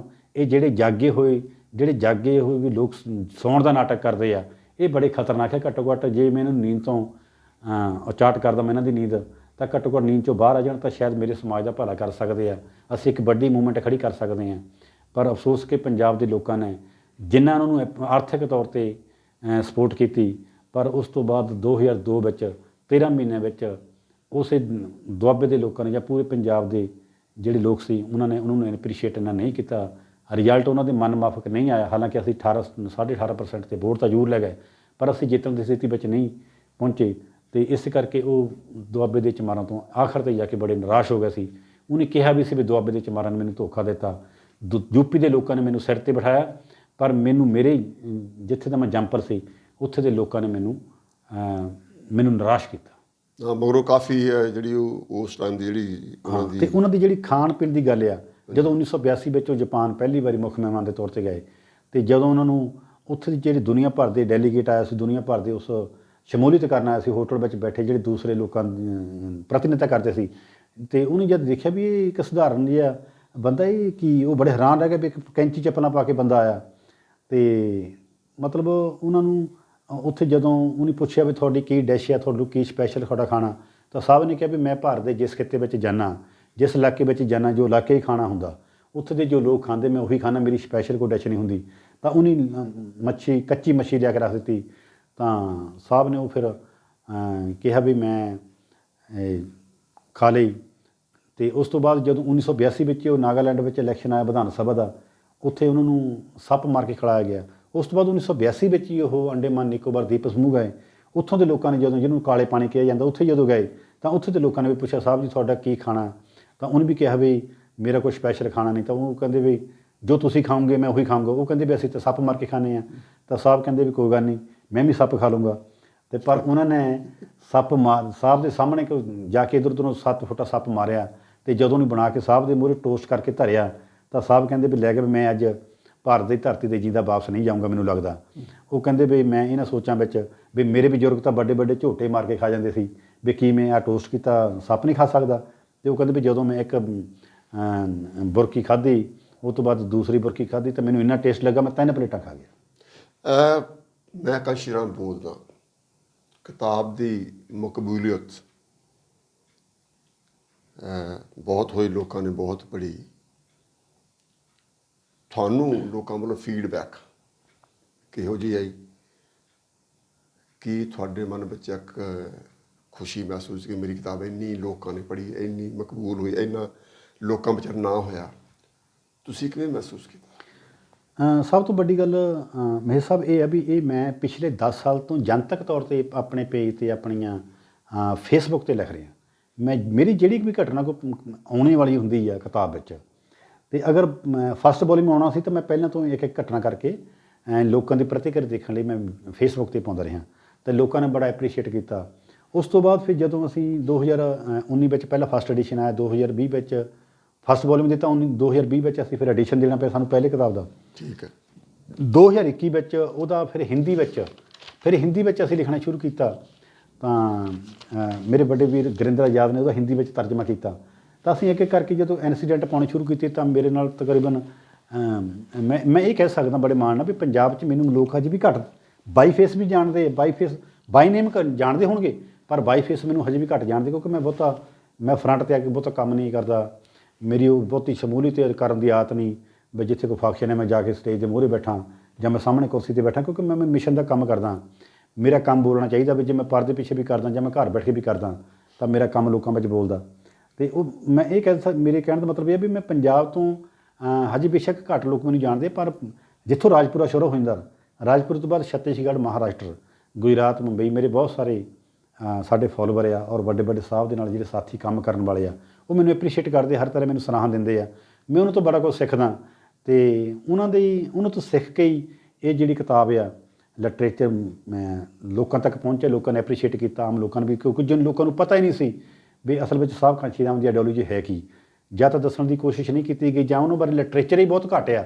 ਹਜੇ ਵੀ ਜੇ ਆਪਾਂ ਦੇਖੀਏ ਤਾਂ ਘੱਟੋ ਘੱਟ 150 ਕਿਤਾਬ ਆ, ਪਰ ਜਿਹੜੀ ਮੇਰੀ ਹਿੰਦੀ 'ਚ ਕਿਤਾਬ ਆਈ ਹੈ ਮੈਂ ਕਾਂਸ਼ੀ ਰਾਮ ਬੋਲ ਰਹਾ ਹੂੰ, ਇਹ ਇੱਕ ਬਿਹਤਰੀਨ ਕਿਤਾਬ ਕਹਿ ਸਕਦੇ ਹਾਂ। ਉਹ ਵਿੱਚ ਤਾਂ ਬੜੇ ਲੋਕ ਐਪਰੀਸ਼ੀਏਟ ਕਰ ਰਹੇ ਆ ਔਰ ਜਿਹੜੇ ਵੱਡੇ ਵੱਡੇ ਪ੍ਰਕਾਸ਼ਕ ਆ ਉਹ ਮੈਨੂੰ ਫ਼ੋਨ ਕਰਕੇ ਉਹਦੇ ਰਾਈਟਸ ਲੈਣ ਦੀ ਕੋਸ਼ਿਸ਼ ਕਰਦੇ ਆ, ਪਰ ਮੈਨੂੰ ਕਿਹਾ ਮੈਂ ਰਾਈਟਸ ਨਹੀਂ ਦਊਂਗਾ ਕਿਉਂਕਿ ਮੈਂ ਨਾ ਮੇਰੀ ਕੋਈ ਰਿਕੁਆਇਰਮੈਂਟ ਆ। ਅਤੇ ਇੱਕ ਹੈਦਰਾਬਾਦ ਤੋਂ ਮਿਰਰ ਵਾਲੇ ਉਹਨੇ ਮੈਨੂੰ ਕੰਟੈਕਟ ਕੀਤਾ ਵੀ ਸਾਨੂੰ ਹਿੰਦੀ ਕਿਤਾਬ ਛਾਪਣੀ ਚਾਹੁੰਦੇ, ਤੁਹਾਡੀ ਕੀ ਰਿਕੁਆਇਰਮੈਂਟ ਆ? ਤਾਂ ਮੈਨੂੰ ਕਿਹਾ ਮੇਰੀ ਕੋਈ ਰਿਕੁਆਇਰਮੈਂਟ ਨਹੀਂ, ਤੁਸੀਂ ਕਿਤਾਬ ਛਾਪੋ, ਲੋਕਾਂ ਵਿੱਚ ਸਾਹਿਬ ਕਾਂਸ਼ੀ ਰਾਮ ਦੀ ਆਈਡੀਓਲੋਜੀ ਜਾਣੀ ਚਾਹੀਦੀ ਆ। ਮੇਰੀ 1 ਰੁਪਏ ਦੀ ਦੂਸਰੀ ਨਹੀਂ ਹੈ, ਮੈਨੂੰ ਕੋਈ ਲੋਭ ਨਹੀਂ, ਕੋਈ ਲਾਲਚ ਨਹੀਂ। ਮੈਂ ਸ਼ੁੱਧ ਵੈਸ਼ਨੋ, ਬਸ ਸੁੱਕੀ ਰੋਟੀ ਮਿੱਸੀ ਖਾਣੇ ਵਾਲਾ ਬੰਦਾ ਆ। ਮੈਨੂੰ ਕੋਈ ਲਾਲਚ ਨਹੀਂ, ਮੈਨੂੰ ਕੋਈ ਲੋਭ ਨਹੀਂ। ਹਾਂਜੀ, ਅੱਜ ਦੇ ਐਪੀਸੋਡ ਤੋਂ ਬਾਅਦ 'ਚ ਇਹ ਮੈਂ ਤੁਹਾਨੂੰ ਕਹਿ ਸਕਦਾ ਕਿ ਤੁਹਾਨੂੰ ਲੋਕ ਚਿਹਰੇ ਦੇ ਪੱਖੋਂ ਵੀ ਪਛਾਣਨਗੇ, ਕਿਉਂਕਿ ਕਾਂਸ਼ੀ ਟੀਵੀ ਦੇ ਜ਼ਰੀਏ ਅੱਜ ਤੁਸੀਂ ਪੂਰੀ ਦੁਨੀਆ ਦੇ ਮੀਡੀਆ ਵਿੱਚ ਪਹੁੰਚੋਗੇ। ਸ਼ੁਕਰੀਆ। ਅਤੇ ਇਸ ਕਰਕੇ ਇਹ ਮੈਂ ਵੀ ਮਾਣ ਮਹਿਸੂਸ ਕਰਦਾ ਤੁਹਾਡੇ ਨਾਲ ਗੱਲਬਾਤ ਕਰਕੇ। ਅੱਛਾ, ਇਸ ਕਿਤਾਬ ਨੂੰ ਲੈ ਕੇ, ਲਿਖਣ ਤੋਂ ਲੈ ਕੇ ਲੋਕਾਂ ਤੱਕ ਪਹੁੰਚਾਉਣ ਤੱਕ ਤੁਹਾਨੂੰ ਕਿਹੋ ਜਿਹਾ ਮਹਿਸੂਸ ਹੋਇਆ? ਕਿਹੋ ਜਿਹੇ ਲੋਕਾਂ ਨੇ ਤੁਹਾਨੂੰ ਫੀਡਬੈਕ ਤਾਂ ਦਿੱਤੀ? ਤੁਸੀਂ ਦੱਸਿਆ ਤੁਸੀਂ ਕਿਹਨਾਂ ਲੋਕਾਂ ਨੇ ਤੁਹਾਨੂੰ ਸਪੋਰਟ ਕੀਤਾ ਫਾਈਨੈਂਸ਼ਲੀ, ਜਾਂ ਕਿਹਨਾਂ ਲੋਕਾਂ ਨੇ ਤੁਹਾਨੂੰ ਨੈਗੇਟਿਵ ਰਿਸਪੌਂਸ ਦਿੱਤੀ?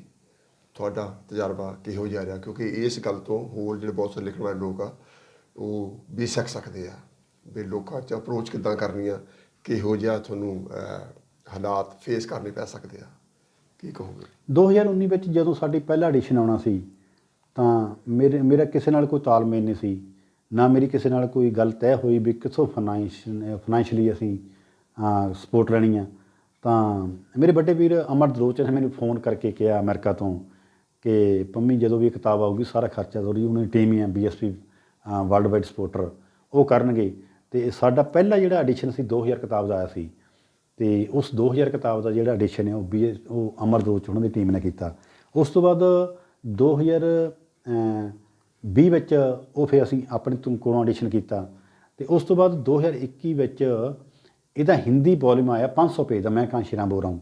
ਉਹਦਾ ਜਿਹੜਾ ਖਰਚਾ ਆ ਉਹ ਠੇਕੇਦਾਰ ਭਗਵਾਨ ਦਾ ਸਿੱਧੂ ਹੁਸ਼ਿਆਰਪੁਰ ਵਾਲੇ ਅਤੇ ਜਿਹੜੇ ਵੱਡੇ ਅੱਛੇ ਸਮਾਜ ਸੇਵਕ ਆ, ਅਤੇ ਉਹਨਾਂ ਨੇ ਮੈਨੂੰ ਖੁਦ ਕਿਹਾ ਵੀ ਪੰਮੀ ਜਦੋਂ ਵੀ ਤੁਸੀਂ ਕਿਤੇ ਕਿਤਾਬ ਲਈ ਮਦਦ ਲਈ ਚੁੱਪ ਕਰਕੇ ਮੇਰੇ ਕੋਲ ਆ ਜਾਣਾ। ਅਤੇ ਉਸ ਤੋਂ ਬਾਅਦ ਜਿਹੜਾ 2022 ਵਿੱਚ ਵੋਲੀਅਮ ਭਾਗ ਦੂਜਾ ਆਇਆ, ਇਹਦੇ ਵਿੱਚ ਬਹੁਤ ਵੱਡਾ ਜਿਹੜਾ ਯੋਗਦਾਨ ਹੈ ਬਲਰਾਮ ਸਿੱਧੂ ਜੀ ਇੰਗਲੈਂਡ ਤੋਂ, ਔਰ ਸਭ ਤੋਂ ਵੱਡੀ ਗੱਲ ਹੈ ਵੀ ਉਹਨਾਂ ਦੀ ਮਿਸੇਜ ਪ੍ਰਵੀਨ ਸਿੱਧੂ ਨੇ ਇਹ ਓਵਰ ਟਾਈਮ ਲਾ ਕੇ ਇਸ ਕਿਤਾਬ ਲਈ ਫਾਈਨੈਂਸ਼ਲੀ ਸਪੋਰਟ ਕੀਤਾ। ਅਤੇ ਸਾਡੇ ਬਰਜਿੰਦਰ ਹੁਸੈਨਪੁਰੀ ਜੀ, ਉਹਨਾਂ ਨੇ ਮੈਨੂੰ ਖੁਦ ਫੋਨ ਕਰਕੇ ਕਿਹਾ ਕਿ ਪੰਮੀ ਮੈਂ ਕਿਤਾਬ ਲਈ ਫਾਈਨੈਂਸ਼ਲੀ ਮਦਦ ਕਰਨਾ ਚਾਹੁੰਦਾ। ਤਾਂ ਮੈਂ ਉਹਨਾਂ ਨੂੰ ਕਿਹਾ ਵੀ ਭਾਜੀ ਵੀ ਸਾਡੀ 2000 ਕਿਤਾਬ ਦਾ ਤਾਂ ਆਲਰੇਡੀ ਪ੍ਰਬੰਧ ਹੋ ਚੁੱਕਾ, ਵੀ ਇੰਗਲੈਂਡ ਤੋਂ ਸਾਡੇ ਬਲਰਾਮ ਸਿੱਧੂ ਜੀ ਤੋਂ ਉਹਨਾਂ ਦੇ ਮੈਸੇਜ ਨੇ ਮੈਨੂੰ ਵਾਅਦਾ ਕੀਤਾ ਵੀ ਅਸੀਂ 2000 ਕਿਤਾਬ ਦਾ ਪੈਸੇ ਅਸੀਂ ਦੇਵਾਂਗੇ, ਫਾਈਨੈਂਸ਼ਲੀ ਮਦਦ ਕਰਾਂਗੇ। ਪਰ ਬਰਜਿੰਦਰ ਕਹਿੰਦਾ ਵੀ ਬਰਜਿੰਦਰ ਭਾਜੀ ਕਹਿਣ ਲੱਗੇ ਹੁਸੈਨਪੁਰੀ ਸਾਹਿਬ ਵੀ ਜਿੱਥੇ 2000 ਕਿਤਾਬ ਛਪਾਉਣੀ ਆ ਉੱਥੇ ਤੁਸੀਂ 3000 ਕਿਤਾਬ ਛਪਾਓ, 1000 ਕਿਤਾਬ ਦੀ ਫਾਈਨੈਂਸ਼ੀਅਲੀ ਮਦਦ ਮੈਂ ਕਰੂੰਗਾ। ਕਿਉਂਕਿ ਮੈਨੂੰ ਇੱਕ ਗੱਲ ਜਿਹੜੀ ਸਾਹਿਬ ਕਾਂਸ਼ੀ ਰਾਮ ਨੇ ਕਹੀ ਆ ਬਈ ਸਾਡਾ ਚੋਣ ਮੈਨੀਫੈਸਟੋ ਸ਼੍ਰੀ ਗੁਰੂ ਗ੍ਰੰਥ ਸਾਹਿਬ 'ਤੇ ਆਧਾਰਿਤ ਹੋਵੇਗਾ, ਮੈਨੂੰ ਇਹ ਗੱਲ ਬੜੀ ਕਿਤੇ ਨਾ ਕਿਤੇ ਮੇਰੇ ਦਿਲ ਨੂੰ ਚੁੱਭ ਗਈ ਆ ਵੀ ਇਹ ਗੱਲ ਸਾਨੂੰ ਕਿਸੇ ਸਿੱਖ ਜਥੇਦਾਰ ਨੇ ਨਹੀਂ ਦੱਸੀ ਵੀ ਸ਼੍ਰੀ ਗੁਰੂ ਗ੍ਰੰਥ ਸਾਹਿਬ ਦੀ ਜਿਹੜੀ ਆਈਡੀਓਲੋਜੀ ਆ ਉਹ ਐਡੀ ਵੱਡੀ ਆਈਡੀਓਲੋਜੀ ਆ, ਉਹ 'ਤੇ ਇੱਕ ਚੋਣ ਮੈਨੀਫੈਸਟੋ ਵੀ ਲੋਕਾਂ ਦਾ ਤਿਆਰ ਹੋ ਸਕਦਾ। ਇਹ ਲੋਕਾਂ ਦੀਆਂ ਜਿਹੜੀਆਂ ਮਤਲਬ ਦੁੱਖਾਂ ਤਕਲੀਫਾਂ ਨੂੰ ਦੂਰ ਕਰਨ ਲਈ ਇੱਕ ਜ਼ਰੀਆ ਹੋ ਸਕਦਾ। ਵੀ ਮੈਨੂੰ ਇੱਕ ਜਿਹੜੀ ਇਹ ਸਾਹਿਬ ਸ਼੍ਰੀ ਕਾਂਸ਼ੀ ਰਾਮ ਤੋਂ ਪਤਾ ਲੱਗੀ ਆ, ਇਹ ਤੁਹਾਡੀ ਕਿਤਾਬ ਪੜ੍ਹ ਕੇ ਗੱਲ ਪਤਾ ਲੱਗੀ ਆ, ਤਾਂ ਇਸ ਕਰਕੇ ਉਹਨਾਂ ਦਾ ਵੀ ਵੱਡਾ ਯੋਗਦਾਨ ਆ। ਤੇ ਉਸ ਤੋਂ ਬਾਅਦ ਹੋਰ ਵੀ ਗਾਹੇ ਵਗਾਹੇ ਜਿਹੜੇ ਹੋਰ ਮੇਰੇ ਮਿੱਤਰ ਸੱਜਣ ਜਿਨ੍ਹਾਂ ਨੇ ਮੇਰੇ ਮੋਢੇ ਨਾਲ ਮੋਢਾ ਲਾ ਕੇ ਸ਼ੁਰੂ ਤੋਂ ਲੈ ਕੇ ਐਂਡ ਤੱਕ ਖੜ੍ਹੇ ਆ, ਹੁਣ ਵੀ ਖੜ੍ਹੇ ਆ, ਅਤੇ ਉਹਨੇ ਮੈਨੂੰ ਕਦੀ ਡੋਲਣ ਨਹੀਂ ਦਿੱਤਾ, ਉਹਨਾਂ ਦਾ ਵੀ ਬਹੁਤ ਵੱਡਾ ਧੰਨਵਾਦ।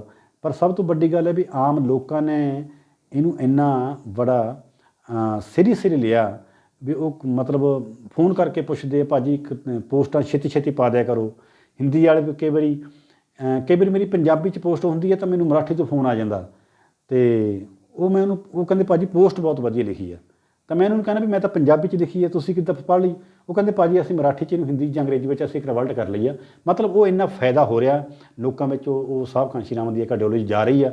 ਮੈਂ ਬੜਾ ਖੁਸ਼ੀ ਆਪਣੇ ਮਹਿਸੂਸ ਕਰਦਾ ਵੀ 150 ਲੋਕਾਂ ਨੇ ਸਾਹਿਬ ਸ਼੍ਰੀ ਕਾਂਸ਼ੀ ਰਾਮ ਦੇ ਵੱਡੇ ਵੱਡੇ ਅਫਸਰਾਂ ਨੇ, ਵੱਡੇ ਵੱਡੇ ਰਾਈਟਰਾਂ ਨੇ, ਮੇਰੇ ਤੋਂ ਕਿਤੇ ਕੁਆਲੀਫਾਈਡ ਲੋਕਾਂ ਨੇ ਸਾਹਿਬ ਕਾਂਸ਼ੀ ਰਾਮ 'ਤੇ ਲਿਖਿਆ। ਪਰ ਮੈਂ ਇੱਕ ਬੜਾ ਚਰਚਿਤ ਚਿਹਰਾ ਇਸ ਵੇਲੇ। ਇਹ ਸਾਰਾ ਕੁਛ ਲੋਕਾਂ ਦੀ ਦੇਣ ਆ, ਆਮ ਲੋਕਾਂ ਨੇ ਬਣਾਇਆ, ਅਤੇ ਉਹਨਾਂ ਯਾਰਾਂ ਦੋਸਤਾਂ ਦਾ, ਉਹਨਾਂ ਡੋਨੇਸ਼ਨ ਦੇਣ ਵਾਲਿਆਂ ਦਾ, ਅਤੇ ਜਿਨ੍ਹਾਂ ਨੇ ਮੇਰੇ ਨਾਲ ਵਾਅਦਾ ਕੀਤਾ ਵੀ ਅੱਗੇ ਤੋਂ ਵੀ ਅਸੀਂ ਸਾਹਿਬ ਕਾਂਸ਼ੀ ਰਾਮ ਦੀ ਜਦੋਂ ਵੀ ਤੁਹਾਡੀ ਕਿਤਾਬ ਆਏਗੀ ਅਸੀਂ ਤੁਹਾਡੇ ਨਾਲ ਖੜਾਂਗੇ। ਤਾਂ ਮੇਰਾ ਵੀ ਵਾਅਦਾ ਆ ਵੀ ਜਿੰਨਾ ਵੀ ਮੈਂ ਲਿਖੂੰਗਾ ਅਤੇ ਸ਼ਾਇਦ ਮੈਂ ਸਾਹਿਬ ਕਾਂਸ਼ੀ ਰਾਮ 'ਤੇ ਲਿਖੂੰਗਾ। ਬਹੁਤ ਜ਼ਰੂਰੀ ਆ। ਟਾਈਮ ਆਪਣਾ ਐਂਡ ਵੱਲ ਵੱਧ ਰਿਹਾ, ਖਾਤਮੇ ਵੱਲ ਵਧ ਰਿਹਾ, ਪਰ ਆਪਣੇ ਕੋਲ 10-12 ਮਿੰਟ ਆ, ਪਰ ਗੱਲਾਂ ਪੁੱਛਣ ਵਾਲੀਆਂ ਬਹੁਤ ਹਨ।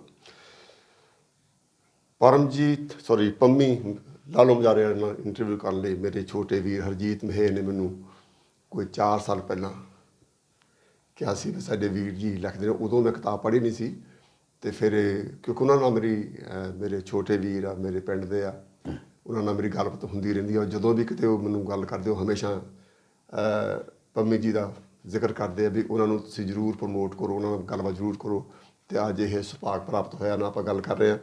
ਅਤੇ ਬਹੁਤ ਸਾਰੇ ਸਵਾਲ ਹੈਗੇ, ਆਪਾਂ ਕੋਸ਼ਿਸ਼ ਕਰਾਂਗੇ ਜਿੰਨੇ ਵੀ ਆਪਾਂ ਗੱਲਬਾਤ ਕਰ ਸਕੀਏ। ਇੱਕ ਮੇਰੇ ਮਨ 'ਚ ਵਿਚਾਰ ਆਉਂਦਾ ਪੰਮੀ ਜੀ ਕਿ ਵੀ ਜਿਹੜੀ ਸਥਿਤੀ ਅੱਜ ਸਾਡੇ ਵਿੱਚ ਸਾਹਿਬ ਕਾਂਸ਼ੀ ਰਾਮ ਜੀ ਹੈ ਨਹੀਂ। ਬਹੁਤ ਸਾਰੀਆਂ ਗੱਲਾਂ ਜਿਹੜੀਆਂ ਹੈਗੀਆਂ ਉਹ ਬੜੀ ਸਿੰਪਲ ਗੱਲ ਕਰਦੇ ਸੀ ਔਰ ਲੋਕਾਂ ਦੇ ਦਿਲ ਤੱਕ ਉਤਰ ਜਾਂਦੀ ਸੀ। ਅਤੇ ਕਈ ਵਾਰੀ ਗੱਲ ਬੰਦੇ ਬਹੁਤ ਲੰਬੀ ਸਪੀਚ ਕਰਦੇ ਲੇਕਿਨ ਲੋਕਾਂ ਤੱਕ ਨਹੀਂ ਗੱਲ ਪਹੁੰਚ ਪਾਉਂਦੀ। ਲੋਕਾਂ ਦੇ ਵਿੱਚ ਸਪੀਚ ਕਰਨੀ ਸਧਾਰਨ ਤੌਰ 'ਤੇ ਔਰ ਲੱਖਾਂ ਲੋਕਾਂ ਨੇ ਸੁਣਨੀ ਹੈ, ਬਹੁਤ ਵੱਡੀ ਗੱਲ ਸੀ, ਉਹਨਾਂ ਦੀ ਸਿਫਤ ਸੀਗੀ। ਮੈਂ ਅੱਜ ਦੀ ਜਿਹੜੀ ਸਿਚੁਏਸ਼ਨ ਹੈ ਜਾਂ ਅੱਜ ਦੇ ਹਾਲਾਤ ਮੈਂ ਦੇਖਦਾ, ਅੱਜ ਸਾਡੇ ਵਿੱਚ ਕਾਂਸ਼ੀ ਰਾਮ ਜੀ ਨਹੀਂ ਹੈ। ਜੇ ਅੱਜ ਦੀ ਸਿਆਸੀ ਜਾਂ ਸਾਡੇ ਸਮਾਜ ਦੀ, ਜਿਹਨੂੰ ਬਹੁਤ ਸਮਾਜ ਕਹਿੰਦੇ ਆ, ਉਹਨਾਂ ਦੀ ਹਾਲਾਤ ਦੇਖ ਕੇ, ਅੱਜ ਦੇ ਸਿਆਸੀ ਹਾਲਾਤ ਦੇਖ ਕੇ ਜੇ ਕਾਂਸ਼ੀ ਰਾਮ ਜੀ ਅੱਜ ਸਾਡੇ ਵਿੱਚ ਹੁੰਦੇ ਤਾਂ ਉਹ ਕੀ ਸੋਚਦੇ, ਉਹਨਾਂ ਦੀ ਵਿਚਾਰਧਾਰਾ ਕਿਹੋ ਜਿਹੀ ਹੁੰਦੀ, ਕੀ ਕਹਿਣਾ ਚਾਹੁੰਦੇ ਹੋ ਸਾਨੂੰ? ਮੇਹਰ ਸਾਹਿਬ ਦੇਖੋ ਨਹੀਂ, ਸਭ ਤੋਂ ਪਹਿਲਾਂ ਬਾਮ ਸੇਬ ਬਣਾਈ ਪੜ੍ਹੇ ਲਿਖੇ ਮੁਲਾਜ਼ਮਾਂ ਦੀ, ਉਸ ਤੋਂ ਬਾਅਦ ਉਹਨੂੰ DS4 ਬਣਾਈ, ਉਸ ਤੋਂ ਬਾਅਦ BRC ਬੁੱਧ ਰਿਸੋਰਸ ਸੈਂਟਰ ਵੀ ਉਹਨਾਂ ਦੀ ਦੇਣੇ ਆ। ਉਸ ਤੋਂ ਬਾਅਦ 14 ਅਪ੍ਰੈਲ 1984 ਨੂੰ ਉਹਨੇ ਬਹੁਜਨ ਸਮਾਜ ਪਾਰਟੀ ਬਣਾ ਕੇ ਸਾਨੂੰ ਐਡਾ ਵੱਡਾ ਪਲੇਟਫਾਰਮ ਦਿੱਤਾ, ਔਰ ਉਹਨੇ ਕਿਹਾ ਵੀ ਮੈਂ ਤੁਹਾਨੂੰ ਇੱਕ ਖੂਹ ਪੱਟ ਦਿੱਤਾ। ਜਿਸ ਦਿਨ ਉਹਨੇ ਪਾਰਟੀ ਦਾ ਆਗਾਜ਼ ਕੀਤਾ ਉਹਨੇ ਇਹ ਗੱਲ ਕਹੀ, ਮੈਂ ਤੁਹਾਨੂੰ ਇੱਕ ਖੂਹ ਪੱਟ ਦਿੱਤਾ, ਹੁਣ ਤੁਸੀਂ ਇਹਦੇ ਬਰਾਬਰ ਛੋਟੀਆਂ ਖੋਤੀਆਂ ਪੱਟਣ ਦੀ ਕੋਸ਼ਿਸ਼ ਨਾ ਕਰਿਓ। ਦੇਖੋ ਉਹਨਾਂ ਦੀ ਸਟੇਟਮੈਂਟ। ਪਰ ਜਿਹੜੀ ਤੁਸੀਂ ਉਹਨਾਂ ਦੀ ਮਕਬੂਲੀ ਦੀ ਗੱਲ ਕੀਤੀ ਹੈ, ਉਹ ਆਮ ਭਾਸ਼ਾ, ਉਹ ਆਮ ਲੋਕਾਂ ਦੀ ਭਾਸ਼ਾ ਵਰਤਦੇ ਸੀ। ਮਤਲਬ ਜੇ ਉਹ ਦੁਆਬੇ 'ਚ ਇਹਨੂੰ ਨਹੀਂ ਕੀਤੀ ਤਾਂ ਸ਼ਰੇਆਮ ਉਹਨੂੰ ਕਿਹਾ ਵੀ ਦੁਆਬੇ ਦੇ ਚਮਾਰੋ ਬੰਦੇ ਦੇ ਪੁੱਤ ਬਣ ਜਾਓ, ਦੁਸ਼ਮਣ ਨੂੰ ਬੰਦੇ ਦੇ ਪੁੱਤ ਮੈਂ ਬਣਾ ਦਿਆਂਗਾ। ਅਤੇ ਜਾਂ ਉਹ ਕਹਿੰਦੇ ਸੀ ਵੀ ਜਿਹੜਾ ਦੁਆਬੇ ਦਾ ਚਮਾਰ ਆ, ਜਦੋਂ ਕਿਤੇ ਨਿਰਾਸ਼ ਹੁੰਦੇ ਤਾਂ ਫਿਰ ਉਹ ਇਹ ਗੱਲ ਕਹਿੰਦੇ ਸੀ ਵੀ ਦੁਆਬੇ ਦਾ ਚਮਾਰ ਜਿਹੜਾ ਉਹ ਆਪਣੀ ਨੌਕਰੀ ਨਾਲ ਵੱਜਿਆ ਹੋਇਆ ਜਾਂ ਟਰਾਂਸਫਰ ਨਾਲ ਵੱਜਿਆ, ਅਤੇ ਇਸ ਕਰਕੇ ਉਹ ਮਿਸ਼ਨ ਮੂਵਮੈਂਟ ਨਾਲ ਨਹੀਂ ਵੱਜਿਆ। ਅਤੇ ਉਸ ਤੋਂ ਬਾਅਦ ਪੂਨਾ ਪੈਕਟ ਅਧਿਕਾਰ ਦਿਵਸ 'ਤੇ ਉਹਨੇ ਇੱਕ ਪੰਜਾਬ ਦੇ 2 ਮਹਾਰਥੀ ਸੀ RPI ਦੇ, ਅਤੇ ਉਹਨਾਂ ਵਿੱਚੋਂ ਇੱਕ ਰਾਈਟਰ ਵੀ ਸੀ, ਮੈਂ ਉਹਨਾਂ ਦਾ ਜ਼ਿਕਰ ਨਹੀਂ ਕਰਨਾ ਚਾਹੁੰਦਾ। ਉਹਨਾਂ ਬਾਰੇ ਉਹਨੇ ਕਿਹਾ ਸੀ ਵੀ ਜਲੰਧਰ ਦੀ ਧਰਤੀ 'ਤੇ 2 ਐਸੀ, ਇੱਕ ਭੈਂਗਾ ਰਹਿੰਦਾ, ਇੱਕ ਭੌਂਕਾ ਰਹਿੰਦਾ, ਅਤੇ ਉਹ ਤੁਸੀਂ ਆਪ ਸਮਝ ਸਕਦੇ ਆ। ਅਤੇ ਮਤਲਬ ਫਿਰ ਉਹਨੂੰ ਕਿਸੇ ਨੇ ਪੁੱਛਿਆ ਵੀ ਭੈਂਗਾ ਕੌਣ ਅਤੇ ਭੌਂਕਾ ਕੌਣ? ਵੀ ਭੈਂਗੇ ਦਾ ਮਤਲਬ ਤਾਂ ਪਤਾ, ਭੌਂਕਾ ਕੌਣ? ਭੌਂਕਾ ਕਹਿੰਦੇ ਵੀ ਜਿਹੜਾ ਬਿਨਾਂ ਮਤ ਤੋਂ ਬੋਲੇ, ਭੌਂਕੀ ਜਾਵੇ। ਮਤਲਬ ਉਹਨਾਂ ਦੀ ਜਿਹੜੀ ਬੋਲੀ ਸੀ, ਆਮ ਬੋਲੀ। ਫਿਰ ਉਹਨੇ ਇੱਕ ਵੱਡੀ ਕੋਟੇਸ਼ਨਾਂ ਤਾਂ ਉਹਨਾਂ ਦੀਆਂ ਹਜ਼ਾਰਾਂ ਕੋਟੇਸ਼ਨਾਂ ਉਹਨਾਂ ਦੀਆਂ, ਹਜ਼ਾਰਾਂ ਡਾਇਲੋਗ ਦੇ ਰੂਪ ਵਿੱਚ। ਤਾਂ ਉਹ ਕੋਟੇਸ਼ਨਾਂ ਦੀ ਕਿਤਾਬ ਵੀ ਮੇਰੀ ਬਹੁਤ ਵੱਡੀ ਆਊਗੀ ਭਵਿੱਖ ਵਿੱਚ। ਅਤੇ ਗੈਰ ਰਾਜਨੀਤਿਕ ਜੜ੍ਹਾਂ, ਜਿਸ ਸਮਾਜ ਦੀਆਂ ਗੈਰ ਰਾਜਨੀਤਿਕ ਜੜ੍ਹਾਂ ਕਮਜ਼ੋਰ ਹੋਣੀਆਂ, ਉਹ ਸਮਾਜ ਦੀ ਰਾਜਨੀਤੀ ਵੀ ਕਮਜ਼ੋਰ ਹੋ ਜਾਂਦੀ ਹੈ। ਮਤਲਬ ਉਹਨਾਂ ਦੀ ਜਿਹੜੀ ਭਾਸ਼ਾ ਸੀ, ਤਾਂ ਫਿਰ ਉਹਨੇ ਇੱਕ ਵਾਰੀ ਕਿਹਾ, ਮੈਂ ਬਾਬਾ ਸਾਹਿਬ ਤੋਂ ਸਿੱਖਿਆ ਮੂਵਮੈਂਟ ਕਿਵੇਂ ਚਲਾਉਣਾ, ਪਰ ਮਹਾਰਾਸ਼ਟਰ ਦੇ ਮਹਾਰਾਂ ਤੋਂ ਸਿੱਖਿਆ ਮੂਵਮੈਂਟ ਬਰਬਾਦ ਕਿਵੇਂ ਕਰਨਾ। ਤੇ ਹਾਲਾਂਕਿ ਜਿਹੜੇ ਮਹਾਰਾਸ਼ਟਰ ਦੇ ਮਹਾਰ ਮੂਵਮੈਂਟ ਦੇ ਮਹਾਰ ਆ, ਉਹ ਮੇਰੇ ਕਾਫੀ ਅੱਛੇ ਪੜ੍ਹੇ ਲਿਖੇ ਐਜੂਕੇਟਡ ਲੋਕ ਮੇਰੇ ਮਿੱਤਰ ਆ, ਪਰ ਉਹ ਮਾਈਂਡ ਨਹੀਂ ਕਰਦੇ। ਉਹ ਕਹਿੰਦੇ ਵੀ ਸਾਹਿਬ ਨੇ ਇਸੇ ਕਰਕੇ ਕਿਹਾ ਕਿਉਂਕਿ ਮਹਾਰਨ ਨੇ ਵੀ ਕਿਤੇ ਨਾ ਕਿਤੇ ਉਹਨਾਂ ਨੂੰ ਧੋਖਾ ਦਿੱਤਾ, ਜਾਂ ਮਹਾਰਨ ਨੇ ਮਹਾਰਾਸ਼ਟਰ ਦੇ ਮਹਾਰਾਂ ਨੂੰ ਐਪਰੀਸ਼ੀਏਟ ਨਹੀਂ ਕੀਤਾ। ਐਪਰੀਸ਼ੀਏਟ ਨਾ ਕਰਨ ਪਿੱਛੋਂ ਦੱਸਦੇ ਆ ਵੀ ਮਹਾਰਾਸ਼ਟਰ ਦੇ ਮਹਾਰ ਇਹ ਗੱਲ ਕਹਿੰਦੇ ਸੀ ਵੀ ਕੀ ਸਾਨੂੰ ਇੱਕ ਪੰਜਾਬ ਦਾ ਚਮਾਰਾ ਕੇ ਦੱਸੂਗਾ ਵੀ ਬਾਬਾ ਸਾਹਿਬ ਦੀ ਮੂਵਮੈਂਟ ਕਿਵੇਂ ਚਲਾਉਣੀ ਹੈ। ਮਤਲਬ ਕਿਤੇ ਨਾ ਕਿਤੇ ਉਹਨਾਂ ਦੀ ਜਿਹੜੀ ਇਰੀਟੇਸ਼ਨ ਸੀ ਉਹ ਕਿਤੇ ਨਾ ਕਿਤੇ ਉਹ, ਪਰ ਅੱਜ ਲੋਕ ਪਛਤਾਉਂਦੇ ਵੀ ਹੈ ਜਿਹਨੇ ਸਾਹਿਬ ਦਾ ਸਾਥ ਛੱਡਿਆ। ਅਤੇ ਮਤਲਬ ਉਹਨਾਂ ਦੀ ਜਿਹੜੀ ਭਾਸ਼ਾ ਸੀ, ਜੇ ਉਹ ਕੈਨੇਡਾ ਦੀ ਜਿੰਮੀ ਸਮਝਦੀ ਹੈ, ਜਿੰਮੀ ਸ਼ੇਰਗਿੱਲ ਸਮਝਦੀ ਆ, ਤਾਂ ਉਹ ਦੁਆਬੇ ਦੀ ਜਿਹੜੀ ਜੱਟਾਂ ਦੇ ਘਰਾਂ 'ਚ ਗੋਹਾ ਕਰਨ ਵਾਲੀ ਸਿਮਰੋ ਆ ਉਹ ਵੀ ਸਮਝਦੀ ਆ। ਤਾਂ ਜਿਹੜਾ ਆਦਿਵਾਸੀ ਜੰਗਲ ਵਿੱਚ ਬੈਠੇ ਆ, ਇੱਕ ਜਨਾਨੀ ਬੈਠੀ, ਇੱਕ ਲੜਕੀ ਬੈਠੀ, ਔਰਤ ਆਦਿਵਾਸੀ ਬੈਠੀ ਆ, ਅਤੇ ਉਹ ਜਿਹੜੀ ਆਪਣੀ ਪਿੱਠ 'ਤੇ ਬੱਚਿਆਂ ਨੂੰ ਲੈ ਕੇ ਜਾਂ ਜੰਗਲ 'ਚੋਂ ਲੱਕੜੀਆਂ ਕੱਟ ਕੇ ਆਪਣੇ ਘਰ ਦਾ ਚੁੱਲ੍ਹਾ ਮੰਗਾਉਣ ਲਈ ਜਾਂਦੀ ਆ, ਇਹ ਭਾਸ਼ਾ ਸਾਹਿਬ ਕਾਂਸ਼ੀ ਰਾਮ ਜੀ ਉਹ ਸਾਹਿਬ ਕਾਂਸ਼ੀ ਰਾਮ ਦੀ ਭਾਸ਼ਾ ਉਹ ਵੀ ਸਮਝਦੀ ਆ। ਸਾਹਿਬ ਕਾਂਸ਼ੀ ਰਾਮ ਦੇ ਵਿਚਾਰ ਵਿੱਚ ਫਰਕ ਆ ਗਿਆ ਸੀ ਬਾਮ ਸਾਹਿਬ ਦੇ ਪ੍ਰਤੀ। ਉਸ ਇਨਸੀਡੈਂਟ ਨੂੰ, ਉਸ ਘਟਨਾ ਨੂੰ ਤੁਸੀਂ ਆਪਣੇ ਵਿਚਾਰਾਂ ਵਿੱਚ ਕਿਵੇਂ ਪੇਸ਼ ਕਰੋਗੇ? ਬਾਮ ਸੇਖ ਦਾ, ਮੈਂ ਕੋਸ਼ਿਸ਼ ਕਰ ਰਿਹਾ ਕਿ ਮੈਂ ਟਾਈਮ ਜਿੰਨਾ ਵੀ ਕੱਟ ਲਵਾਂ। ਬਾਮ ਸੇਖ ਦਾ ਜਿਹੜਾ ਡਿਸਪਿਊਟ ਸੀ ਇਹ ਤਕਰੀਬਨ 1985 ਵਿੱਚ ਆਇਆ ਕਦੋਂ? ਜਦੋਂ ਪੰਜਾਬ ਵਿੱਚ ਸ਼ਾਇਦ ਸਤੰਬਰ 1985 ਦਾ ਇਲੈਕਸ਼ਨ ਹੋਇਆ ਪੰਜਾਬ ਦਾ, ਜਦੋਂ ਸੁਰਜੀਤ ਸਿੰਘ ਬਰਨਾਲਾ ਬਣਿਆ ਰਾਜੀਵ ਗਾਂਧੀ ਦੀ ਅਨਡਾਇਰੈਕਟਲੀ ਸਪੋਰਟ ਦੇ ਨਾਲ। ਉਹ ਤਾਂ ਪਹਿਲੇ ਤੈਅ ਸੀ ਵੀ ਬਰਨਾਲਾ ਨੂੰ ਬਣਾਉਣਾ, ਪਰ ਪੰਜਾਬ ਦੇ ਜਿਹੜੇ ਬਾਮ ਸੇਖ ਦੇ ਲੋਕ ਸੀ ਉਹ ਕਹਿੰਦੇ ਸੀ ਵੀ ਅਸੀਂ ਟਿਕਟਾਂ ਅਸੀਂ ਆਪ ਦੇਵਾਂਗੇ, ਜਦ ਅਸੀਂ ਫੰਡਿੰਗ ਕਰਦੇ ਹਾਂ ਤਾਂ ਟਿਕਟਾਂ ਵੀ ਆਪ ਦੇਵਾਂਗੇ। ਪਰ ਸਾਹਿਬ ਕਹਿੰਦੇ ਸੀ ਜਦੋਂ ਕਮਾਂਡ ਮੇਰੀ ਆ ਤਾਂ ਡਿਮਾਂਡ ਵੀ ਮੇਰੀ ਹੋਊਗੀ। ਪਰ ਇਹਨਾਂ ਗੱਲਾਂ 'ਤੇ ਇੱਕ ਇਹ ਸੀ ਵੀ ਉਹ ਫਲੋਰ ਤੋਂ ਲੋਕ ਸਭਾ ਦਾ ਇਲੈਕਸ਼ਨ ਮਾਇਆਵਤੀ ਲੜਾਉਣਾ ਚਾਹੁੰਦੇ ਸੀ। ਤਾਂ ਬਾਮ ਸੇਖ ਦੇ ਲੋਕਾਂ ਵਿੱਚ ਇਹ ਗੱਲ ਚੱਲ ਗਈ ਵੀ ਹਰ ਵਾਰ ਮਾਇਆਵਤੀ ਕਿਉਂ, ਕਦੀ ਬਿਜਨੌਰ ਤੋਂ, ਕਦੀ ਉਹ ਹਰਿਦੁਆਰ ਤੋਂ, ਮਤਲਬ। ਪਰ ਸਾਹਿਬ ਮਾਇਆਵਤੀ ਨੂੰ ਇਸ ਕਰਕੇ ਸੰਸਦ ਵਿੱਚ ਪਹੁੰਚਦੀ ਕਰਨਾ ਚਾਹੁੰਦੇ ਸੀ ਵੀ ਉਹ ਇੱਕ ਜੁਝਾਰੂ ਆ। ਉਸ ਵਕਤ ਉਹ ਜੁਝਾਰੂ ਸੀ, ਉਹ ਬੜੀ, ਉਹਦੀ ਜਿਹੜੀ ਸ਼ੈਲੀ ਸੀ ਬੋਲਣ ਦੀ ਬੜੀ ਤੇਜ਼ ਤਰਾਰ ਸੀ। ਉਹ ਚਾਹੁੰਦੇ ਸੀ ਮੈਂ ਪੂਰੇ ਦੇਸ਼ ਵਿੱਚ ਜਦੋਂ ਸੰਸਦ ਵਿੱਚ ਬੋਲੂਗੀ ਤਾਂ ਜੇ ਮੈਂ ਉਹਦਾ ਪੂਰੇ ਦੇਸ਼ ਵਿੱਚ ਉਹਦਾ ਫਾਇਦਾ ਲਊਂਗਾ। ਪਰ ਉਹ ਬਾਮ ਸੇਖ ਦੇ ਲੋਕਾਂ ਨੇ ਅਤੇ ਉਹਦੇ ਹੋਰ ਮਤਲਬ ਕੱਢ ਲਿਆ ਵੀ ਨਹੀਂ ਜੀ ਉਹ ਤਾਂ ਉਹਨੂੰ ਉਭਾਰਦੇ ਆ। ਅਤੇ ਪੰਜਾਬ ਦੇ ਇੱਕ ਬੰਦੇ ਨੇ ਕਿਹਾ ਵੀ ਸੀ ਤੁਸੀਂ ਮੇਰੀ ਲੜਕੀ ਨੂੰ ਉਭਾਰੋ। ਪਰ ਸਾਹਿਬ ਕਹਿੰਦੇ ਸੀ ਵੀ ਜਿਹੜਾ ਵੀ ਬੰਦਾ ਅੱਗੇ ਵਧੂਗਾ ਉਹ ਆਪਣੇ ਸਿਰ ਖੁਦ ਵਧੂਗਾ। ਆਪਣੇ ਕਾਂਸ਼ੀ ਰਾਮ ਕਿਸੇ ਨੂੰ ਨੇਤਾ ਨਹੀਂ ਬਣਾ ਸਕਦਾ, ਨਾ ਕਾਂਸ਼ੀ ਰਾਮ ਕਿਸੇ ਨੂੰ ਲੀਡਰ ਬਣਾ ਸਕਦਾ, ਕਿਉਂਕਿ ਤੁਹਾਨੂੰ ਖੁਦ ਨੂੰ ਹੀ ਸਾਬਤ ਕਰਨਾ ਪਊਗਾ। ਫਿਰ ਉਸ ਤੋਂ ਬਾਅਦ ਜਿਹੜੇ ਬਾਮ ਸੇਖ ਦੇ ਲੋਕ ਸੀ ਉਹਨਾਂ ਨੇ ਇੰਡਾਇਰੈਕਟਲੀ ਅਕਾਲੀਆਂ ਦੇ ਨਾਲ ਸਾਂਠ-ਗੰਢ ਕਰ ਲਈ ਸਮਝੌਤੇ ਬਾਰੇ। ਤਾਂ ਸਾਹਿਬ ਇਸ ਗੱਲ ਤੋਂ ਵੀ ਨਾਰਾਜ਼ ਸੀ। ਤਾਂ ਹਰ ਕੇ ਫਿਰ ਜਿਹੜੇ ਕੁਛ ਬਾਮ ਸੇਖ ਦੇ ਲੋਕ ਮਹਾਰਾਸ਼ਟਰ ਦੇ ਲੋਕ ਸੀ ਅਤੇ ਉਹ ਜਿਹੜੇ ਸੀ ਉਹਨੇ ਪੰਜਾਬ ਦੇ ਲੋਕਾਂ ਦੇ ਮੂੰਢੇ 'ਤੇ ਰੱਖ ਕੇ ਬੰਦੂਕ ਚਲਾਉਣ ਦੀ ਕੋਸ਼ਿਸ਼ ਕੀਤੀ। ਇਹ ਲੋਕ ਸਮਝ ਨਹੀਂ ਸਕੇ, ਕਿਤੇ ਨਾ ਕਿਤੇ ਗਮਰਾਹ ਹੋ ਗਏ। ਅਤੇ ਅੱਜ ਕੱਲ੍ਹ ਕਿਤੇ ਨਾ ਕਿਤੇ ਉਹ ਆਪਣੀ ਗਮਰਾਹ ਦਾ ਮਤਲਬ ਉਹ ਸੌਰੀ ਵੀ ਫੀਲ ਕਰਦੇ ਆ। ਪਰ ਸੌਰੀ ਫੀਲ ਕਰਨ ਦਾ ਕੋਈ ਫਾਇਦਾ ਨਹੀਂ, ਕਿਉਂਕਿ ਸਾਹਿਬ ਇਸ ਦੁਨੀਆ ਤੋਂ ਚਲੇ ਗਏ। ਮੂਵਮੈਂਟ ਨੂੰ ਇੱਕ ਵੱਡਾ ਘਾਟਾ ਪਿਆ ਬਾਮ ਸੇਖ ਦੀ ਦੂਸਰਾ ਕਰਨ ਦਾ। ਲੇਕਿਨ ਪਰ ਸਾਹਿਬ ਨੇ ਉਸ ਤੋਂ ਬਾਅਦ ਅਗਿਆਤਵਾਸ ਵਿੱਚ ਜਾਣ ਦਾ ਫੈਸਲਾ ਕਰ ਲਿਆ। ਇੱਕ ਤੱਥ ਆ, ਉਹਨੇ ਅਗਿਆਤਵਾਸ ਵਿੱਚ ਜਾਣ ਦਾ ਫੈਸਲਾ ਕਰ ਲਿਆ ਸੀ। ਪਰ ਉਸ ਤੋਂ ਬਾਅਦ ਫਿਰ ਉਹਨੇ ਇੱਕ ਲੰਬਾ ਚੌੜਾ ਮੰਥਨ ਕੀਤਾ ਛੱਤੀਸਗੜ੍ਹ ਦੀ ਧਰਤੀ 'ਤੇ ਜਾ ਕੇ। ਤਾਂ ਫਿਰ ਉਹਨੂੰ ਆਪਣਾ ਇਰਾਦਾ ਤਿਆਗ ਦਿੱਤਾ ਵੀ ਨਹੀਂ, ਮੈਂ ਅਗਿਆਤਵਾਸ ਨਹੀਂ ਜਾਊਂਗਾ, ਮੈਂ ਲੜੂੰਗਾ। ਮੈਂ ਆਪਣੀ ਮੂਵਮੈਂਟ, ਜੇ ਮੇਰੇ ਰਾਜੀਵ ਗਾਂਧੀ ਨੇ ਬਾਮ ਸੇਖ ਦੇ 110 ਬੰਦੇ ਚੋਟੀ ਦੇ ਬੰਦੇ ਤੋੜੇ ਆ ਤਾਂ ਮੈਂ 500 ਬੰਦਾ ਤਿਆਰ ਕਰੂੰਗਾ 1 ਮਹੀਨੇ ਦੇ ਵਿੱਚ। ਉਹਨੇ ਉਸ ਤੋਂ ਬਾਅਦ 51 ਸਾਲ ਦੀ ਉਮਰ ਵਿੱਚ ਜਾ ਕੇ ਸਾਹਿਬ ਨੇ ਫਿਰ ਸਾਈਕਲ ਚੱਕਿਆ ਅਤੇ ਸਾਈਕਲ ਚੱਕ ਕੇ ਲੋਕਾਂ ਨੂੰ ਲਾਮਬੰਦ ਕਰਨਾ ਸ਼ੁਰੂ ਕੀਤਾ। ਉਸ ਲਾਮਬੰਦ ਦੇ ਵਿੱਚੋਂ ਇੱਕ ਬੜੀ ਤਕੜੀ ਇੱਕ ਮੂਵਮੈਂਟ ਨਿਕਲ ਕੇ ਆਈ 1996 ਵਿੱਚ। ਉਹੀ ਜਦੋਂ ਨੈਸ਼ਨਲ ਪਾਰਟੀ ਬਣੀ, ਬਹੁਜਨ ਸਮਾਜ ਪਾਰਟੀ, ਤਾਂ ਉਹਨਾਂ ਕਿਹਾ ਸੀ ਵੀ ਇਸ ਵਿੱਚ ਜਿੰਨਾ ਰੋਲ ਬਾਮ ਸੇਖ ਦਾ ਆ ਉਨਾ ਹੀ ਵੱਡਾ ਜਿਹੜੇ ਅਨਪੜ੍ਹ ਲੋਕਾਂ ਦੇ ਗੈਗਰੀ ਲੋਕਾਂ ਦੇ ਨੂੰ ਨੈਸ਼ਨਲ ਪਾਰਟੀ ਬਣਾਉਣ ਵਿੱਚ ਉਨਾ ਹੀ ਰੋਲ ਉਹਨਾਂ ਲੋਕਾਂ ਦਾ ਵੀ ਹੈ। ਆਪਾਂ ਤਕਰੀਬਨ ਐਂਡ ਵਿੱਚ ਪਹੁੰਚ ਗਏ ਹਾਂ, ਪਰ ਮੈਂ ਇਹ ਜਾਣਨਾ ਚਾਹੁੰਦਾ ਕਿ ਜੇ ਪੰਮੀ ਲਾਲੋ ਮਜਾਰੇ ਦੇ ਆਉਣ ਵਾਲੇ ਪ੍ਰੋਜੈਕਟ ਅੱਗੇ ਕੀ ਕਰਨਾ ਚਾਹੁੰਦੇ, ਅੱਗੇ ਕੋਈ ਹੋਰ ਕਿਤਾਬ ਤਿਆਰ ਹੋ ਗਈ ਜਾਂ ਹੋ ਰਹੀ ਆ, ਕੀ ਪ੍ਰੋਜੈਕਟ ਆਪਣਾ? ਭਵਿੱਖ ਵਿੱਚ ਮੇਰਾ ਜਿਹੜਾ ਵੋਲੀਅਮ 2 ਆਇਆ, ਇਹ 2-3 ਮਹੀਨੇ ਪਹਿਲੇ ਆਇਆ। ਉਸ ਤੋਂ ਬਾਅਦ ਜਿਹੜਾ ਵੋਲੀਅਮ ਤੀਸਰਾ ਵੀ ਆਊਗਾ, ਮੈਂ ਕਾਂਸ਼ੀ ਰਾਮ ਬੋਲਦਾ, ਜ਼ਿੰਦਗੀ ਤੁਹਾਡੀ ਲੰਬੀ ਹੋਣੀ ਚਾਹੀਦੀ ਆ, ਤੀਸਰਾ ਵੋਲੀਅਮ ਵੀ ਆ ਸਕਦਾ ਅਤੇ 2-3 ਸਾਲ ਬਾਅਦ। ਲੇਕਿਨ ਉਸ ਤੋਂ ਬਾਅਦ ਜਿਹੜੀ ਮੈਂ ਕਾਂਸ਼ੀ ਰਾਮ ਬੋਲ ਰਹਾ, ਮੇਰੀ ਪਿਛਲੇ ਸਾਲ ਕਿਤਾਬ ਆਈ ਸੀ, ਉਹ ਇੱਕ ਰੂਪ ਦੇ ਵਿੱਚ ਇੱਕ ਕਰੈਕਸ਼ਨ ਕੇ ਸਾਥ ਉਹ ਜਿਹੜੀ ਦੁਬਾਰਾ ਆ ਰਹੀ ਆ। ਅਤੇ ਇੱਥੋਂ ਤੱਕ ਕਿ ਮੇਰੇ ਕੋਲ ਤਾਮਿਲਨਾਡੂ ਦੇ ਲੋਕ, ਕੇਰਲਾ ਦੇ ਲੋਕ ਜਾਂ ਮਹਾਰਾਸ਼ਟਰ, ਉੜੀਸਾ ਦੇ ਲੋਕ ਫੋਨ ਕਰਕੇ ਪੁੱਛਦੇ, ਪੰਮੀ ਜੀ ਤੁਸੀਂ ਸਾਨੂੰ ਇਹ ਹਿੰਦੀ ਦੀ ਕਿਤਾਬ ਦੀ ਇਜਾਜ਼ਤ ਦਿਓ, ਅਸੀਂ ਇਹਨੂੰ ਆਪਣੀ ਭਾਸ਼ਾਵਾਂ ਵਿੱਚ ਟਰਾਂਸਲੇਸ਼ਨ ਕਰਨਾ ਚਾਹੁੰਦੇ ਹਾਂ। ਇੱਕ ਵਧੀਆ ਕਿਤਾਬ ਆ, ਕਿਉਂਕਿ ਸਾਹਿਬ ਕਾਂਸ਼ੀ ਰਾਮ ਬਾਰੇ ਲੋਕ ਨਹੀਂ ਜਾਣਦੇ, ਨਵੀਂ ਪੀੜ੍ਹੀ ਨਹੀਂ ਜਾਣਦੀ। ਤਾਂ ਮੈਂ ਉਹਨਾਂ ਨੂੰ ਕਿਹਾ ਵੀ ਤੁਸੀਂ 2-3 ਮਹੀਨੇ ਰੁਕੋ, ਸਾਡੀ ਇੱਕ ਅੱਛੀ ਕਿਤਾਬ ਦੁਬਾਰਾ ਆ ਰਹੀ ਹੈ ਰੀਪ੍ਰਿੰਟ ਹੋ ਕੇ ਆ ਕੇ ਇਹੀ, ਅਤੇ ਦੇ ਮਿਰਰ ਵਾਲੇ ਨੂੰ ਹੈਦਰਾਬਾਦ ਵਾਲੇ ਪ੍ਰਕਾਸ਼ਿਤ ਕਰ ਰਹੇ। ਅਤੇ ਉਸ ਤੋਂ ਬਾਅਦ ਇਹ ਜਿਹੜੀ ਅਗਲੇ ਸਾਲ ਵਿੱਚ ਇਹ ਦੂਸਰੀਆਂ ਭਾਸ਼ਾਵਾਂ ਵਿੱਚ ਵੀ, ਤਾਮਨ, ਉੜੀਆ, ਮਰਾਠੀ ਅਤੇ ਇਹ ਉਰਦੂ ਵਿੱਚ, ਤਾਂ ਇੰਗਲਿਸ਼ ਵਿੱਚ, ਇਹ ਸਾਰੀਆਂ ਭਾਸ਼ਾਵਾਂ ਵਿੱਚ ਕਿਤਾਬ ਆਊਗੀ। ਤਾਂ ਮੇਰੀ ਜ਼ਿੰਦਗੀ ਦਾ ਸੁਪਨਾ, ਮੈਂ ਦੁਨੀਆ 'ਤੇ ਰਹਾਂ ਜਾਂ ਨਾ ਰਹਾਂ, ਪਰ ਇੱਕ ਦਿਨ ਇਹ ਦੁਨੀਆ ਭਰ ਦੀ ਭਾਸ਼ਾਵਾਂ ਵਿੱਚ ਇਹ ਕਿਤਾਬ ਅਨੁਵਾਦ ਹੋਣੀ ਚਾਹੀਦੀ ਹੈ, ਤਾਂ ਕਿ ਪਤਾ ਲੱਗੇ ਵੀ ਸਾਹਿਬ ਸ਼੍ਰੀ ਕਾਂਸ਼ੀ ਰਾਮ ਜੀ ਇੱਕ ਕਿੱਡੀ ਵੱਡੀ ਪਰਸਨੈਲਿਟੀ ਸੀ, ਜਿਨ੍ਹਾਂ ਨੇ ਭੁੱਖੇ ਪਿਆਸੇ ਰਹਿ ਕੇ ਸਾਈਕਲ ਚਲਾ ਕੇ ਐਡੀ ਵੱਡੀ ਮੂਵਮੈਂਟ ਖੜੀ ਕੀਤੀ। ਤਾਂ ਮਤਲਬ ਉਹਨਾਂ ਦਾ ਕੋਈ ਜਵਾਬ ਨਹੀਂ, ਕਿਉਂਕਿ ਸਲਾਹਾਂ ਤਾਂ ਬਹੁਤ ਦਿੰਦੇ ਆ, ਪਰ ਸਲਾਹਾਂ ਦੇਣ ਨਾਲ ਮੂਵਮੈਂਟਾਂ ਨਹੀਂ ਚੱਲਦੀਆਂ। ਉਹਦੇ ਲਈ ਖੁਦ ਨੂੰ ਤੁਹਾਨੂੰ ਤਿਆਰ ਕਰਨਾ ਪਊਗਾ, ਤੁਹਾਡੀ ਖੁਦ ਦੀ ਤਿਆਰੀ ਕਿੰਨੀ ਆ ਇਹ ਦੇਖਣੀ ਪਊਗੀ। ਉਹਦੇ ਲਈ ਤੁਸੀਂ ਬਹੁਜਨ ਜਿਹੜੀ ਸਾਡੀ ਮੂਵਮੈਂਟ ਆ, ਉਹਦੇ ਲਈ ਸਾਨੂੰ ਭੁੱਖੇ ਵੀ ਰਹਿਣਾ ਪਊਗਾ, ਪਿਆਸੇ ਵੀ ਰਹਿਣਾ ਪਊਗਾ। 24 ਘੰਟੇ ਤੁਹਾਡੀ ਜਿਹੜੀ ਧੁੱਕ ਉਹ ਆਮ ਲੋਕਾਂ ਵਿੱਚ ਬੋਲਦੀ ਹੋਣੀ ਚਾਹੀਦੀ ਹੈ ਕਿ ਲੋਕਾਂ ਨੂੰ ਸਾਡੀ ਕੀ ਡਿਮਾਂਡ ਆ, ਲੋਕਾਂ ਨੂੰ ਕੀ ਚਾਹੀਦਾ। ਵੀ ਕਿਤੇ ਨਾ ਕਿਤੇ ਸਾਹਿਬ ਇੰਨਾ, ਜਦੋਂ ਕਿਤੇ ਨਾ ਕਿਤੇ ਕੋਈ ਉਹਨਾਂ 'ਤੇ ਦੂਸਰੀ ਹੁੰਦੀ ਸੀ, ਸਾਡੇ ਸਮਾਜ 'ਤੇ ਪਤਾ ਲੱਗਦੀ ਸੀ ਵੀ ਸਾਡੀ ਧੀ ਭੈਣ ਦੇ ਨਾਲ ਕੋਈ ਕਿਤੇ ਨਾ ਕਿਤੇ ਕੋਈ ਜਬਰ ਜਨਾਹ ਹੋ ਗਿਆ, ਤਾਂ ਦੁਨੀਆ ਵਿੱਚ ਸਭ ਤੋਂ ਵੱਧ ਰੋਣ ਵਾਲਾ ਬੰਦਾ, ਉਹਨਾਂ ਤੋਂ ਕੋਈ ਰੋਣ ਵਾਲਾ ਬੰਦਾ ਕੋਈ ਨਜ਼ਰ ਨਹੀਂ ਸੀ ਆਉਂਦਾ। ਮੈਨੂੰ ਉਹਨਾਂ ਦੇ ਇੱਕ ਸਾਥੀ ਨੇ ਦੱਸਿਆ। ਅਤੇ 1991 ਵਿੱਚ ਇੱਕ ਘਟਨਾ ਵਾਪਰ ਗਈ ਸੀ ਬਿਹਾਰ ਦੀ ਧਰਤੀ 'ਤੇ, ਤਾਂ BP ਸਿੰਘ ਉਦੋਂ ਪ੍ਰਧਾਨ ਮੰਤਰੀ ਸੀ। ਪੂਰੀ ਦੁਨੀਆ ਦੇ ਮੀਡੀਆ ਨੇ ਰੌਲਾ ਪਾਇਆ, ਪੂਰੀ ਦੁਨੀਆ ਦੀ ਸੈਲੀਬ੍ਰਿਟੀਆਂ ਉੱਥੇ ਗਈਆਂ, BP ਸਿੰਘ ਖੁਦ ਉੱਥੇ ਗਿਆ, ਪਰ ਸਾਹਿਬ ਨਹੀਂ ਗਏ।